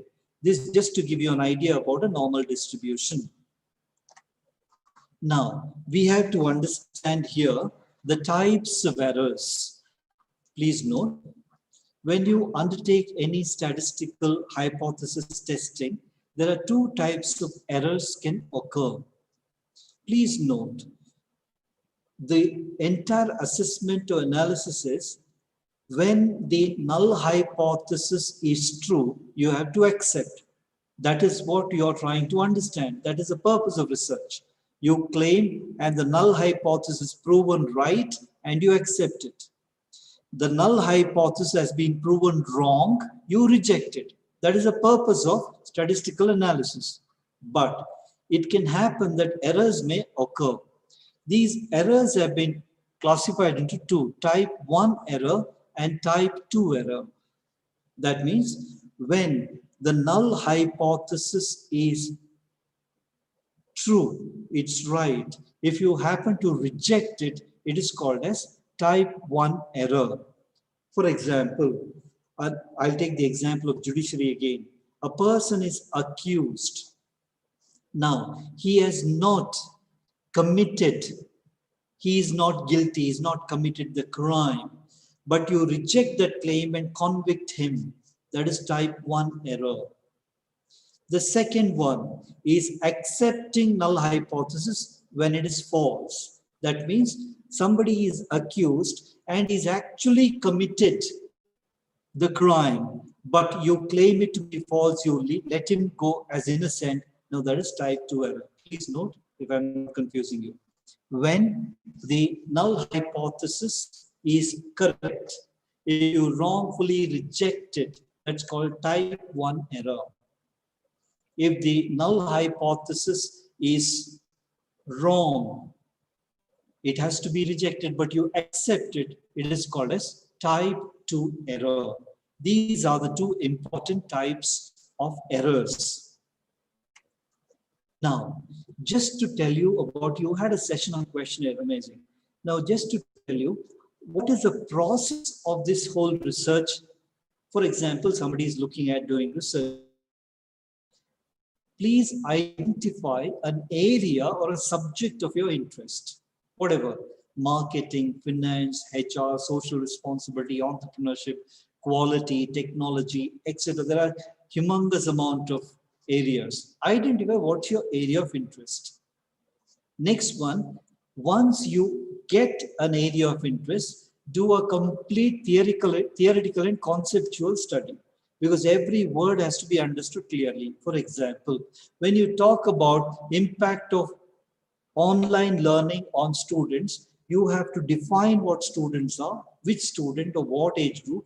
You have to understand what's online learning. Is it based on school? Is it open source learning? Is it about Khan Academy? Is it about school based? So complete clarity you have to obtain. Every word you have to get clarity. Then after that, refer as much literature that exists as possible. Read articles from dailies, magazines. First, you do random reading from wherever you get. Then finally, you get into a research that's already been done. With online resources, if you just were to type keywords, you get a huge amount of references that's been done.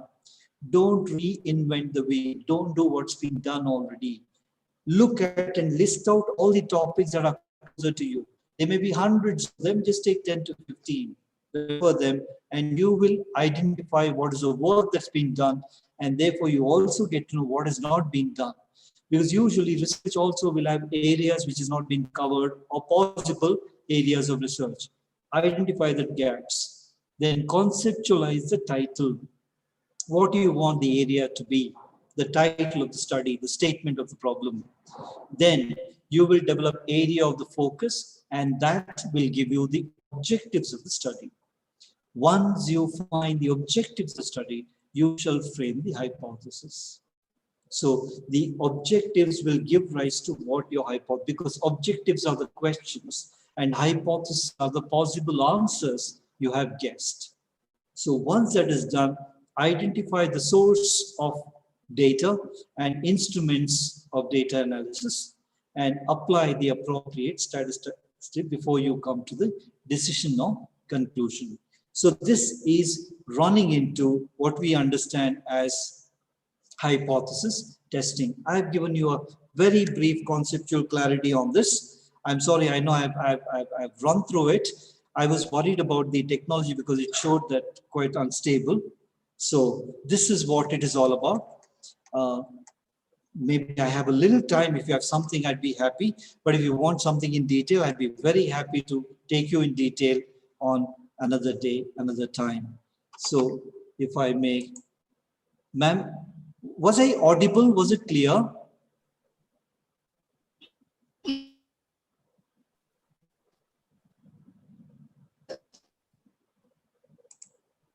Am I audible, sir? Now you are audible. Yes, please. Sir, it was clear, sir. Okay, It was thank you so much. clear. Let us check the doubts. If any students have any doubts, you can clear them, sir.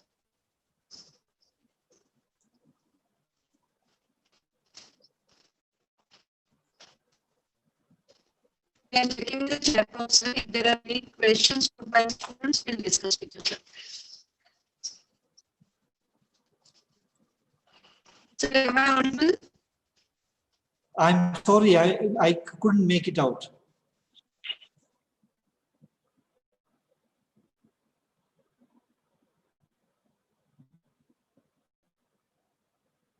Okay. There's a question which says, could you please speak about the critical region? Hello, sir. Yeah, I heard that. I saw that. Sandeep, sir, am I audible? Yeah, you are audible now. You're audible. Sir, there is a question in the chat box. I know, I Please saw that. speak about the critical region. Yeah. Now, Please. for example, yeah, I shall try to answer that question. All right. Now, please note, once you decide to select a certain test statistics, maybe the t-test or the z-test, you have standard tables for these tests. And to apply, before applying the test, you have decided on the level of significance. So based on the level of significance, you shall get a critical value from the table. Now, after applying the analysis with the instrument, you shall get a p-value. Now, please note, you have to compare that p-value with the critical value which is obtained from the table. So if the p-value is less than the critical value, then your H. So critical value is a value obtained from the table, a standard table, which tells you whether to accept the null hypothesis or reject it. So it's what is called as a table value.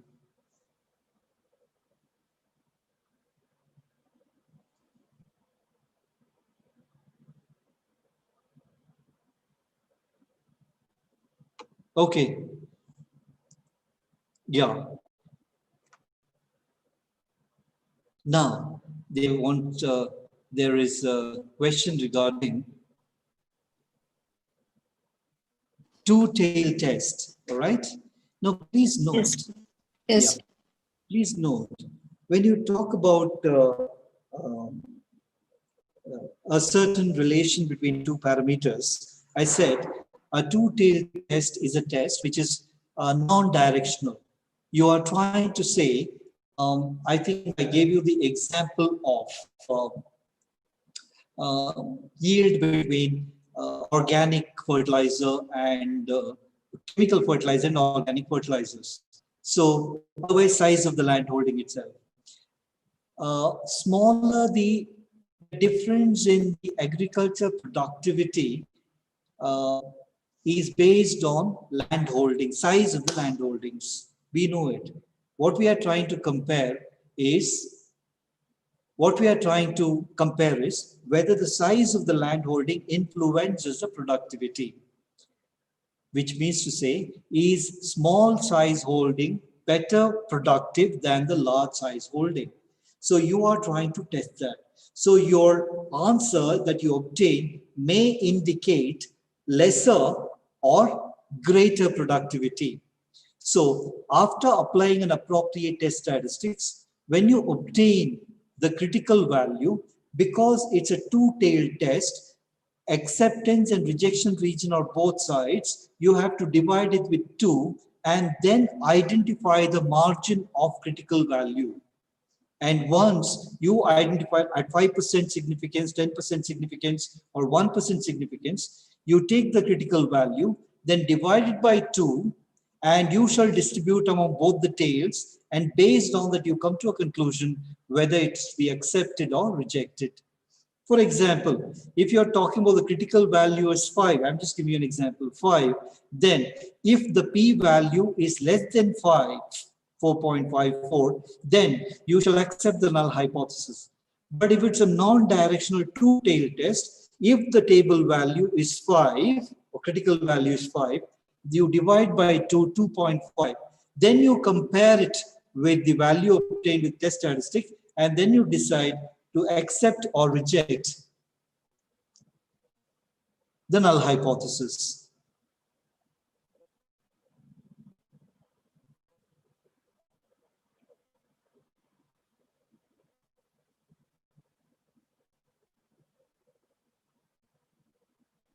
Hello, sir. There is one more question, sir. Yeah, Hello, please. sir. There is one more question regarding that. Please give the book name which will explain in a proper way about hypothesis testing. Oh, great. Now, you know, there are some extraordinary books. And second thing, let me tell you, not only books, S.C. Gupta is a classic. Uh, and um, what I would suggest you is there are a huge amount of resources available online, okay, which helps you. In fact, one of our colleagues at GCC, Dr. Prasad Kulkarni, has his own blog, which is called Indian Data Science. Okay, these are very, very easy sites and resources to understand. And let me tell you that this particular area, this session was to introduce you to the concept, but I would be happy I think I'll request Javalkar madam to arrange a session only on this, because it's very interesting to get it done practically. And in the Yes, session, sure. We will try it once again. yeah, you may even identify your areas of research interest, and we can go on formulating hypotheses and identifying test statistics as a workshop there, right? I'm sorry, I'm not able to Yes, hear sir. you clearly We also. can, we can do that. Issue. No? I would be happy to do that. Hmm. Now, with permission of, Hello, sir. uh, I'm extremely sorry to be saying this. Uh, I would be happy to give you my mail ID and things. You are free to contact me at any point of time or come to GIT for clarification. Can be kindly excused now. Hello, sir. Sir, there are no more questions in the chat box. And even from our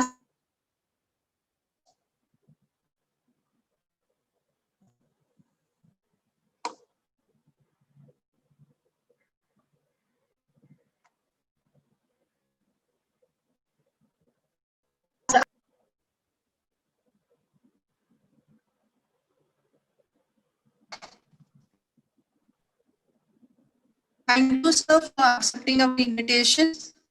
Thank you so much. This session with your valuable time. Thank you.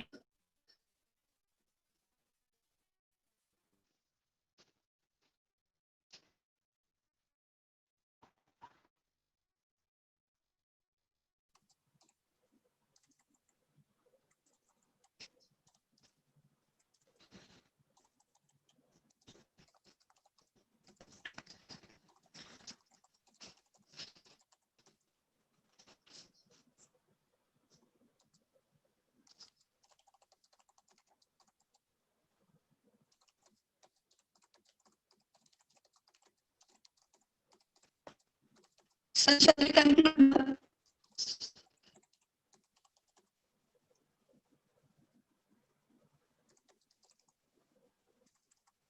Hello, sir. Sir, am I audible?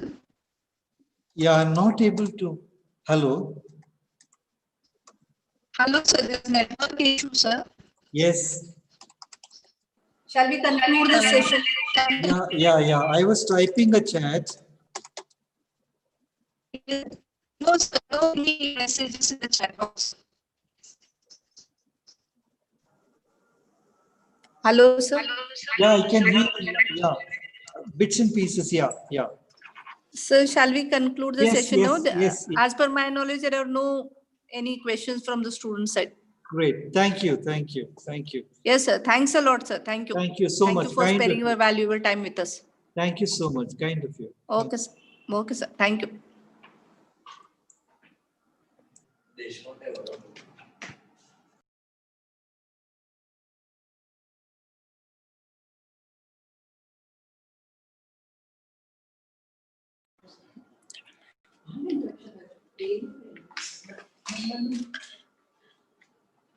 Participants, we are done with day 2 of session 3 of drafting of questionnaire as well as session 4 testing of hypothesis. See you all tomorrow at the same time at 10 a.m. with session 5. Very interesting session on MS Excel. I request all the participants to join tomorrow sharp at 10 a.m. See you all tomorrow, and I request all the participants to fill the feedback form for the link which is posted right now. Okay? Thank you, everyone. Have a good day. Thank you.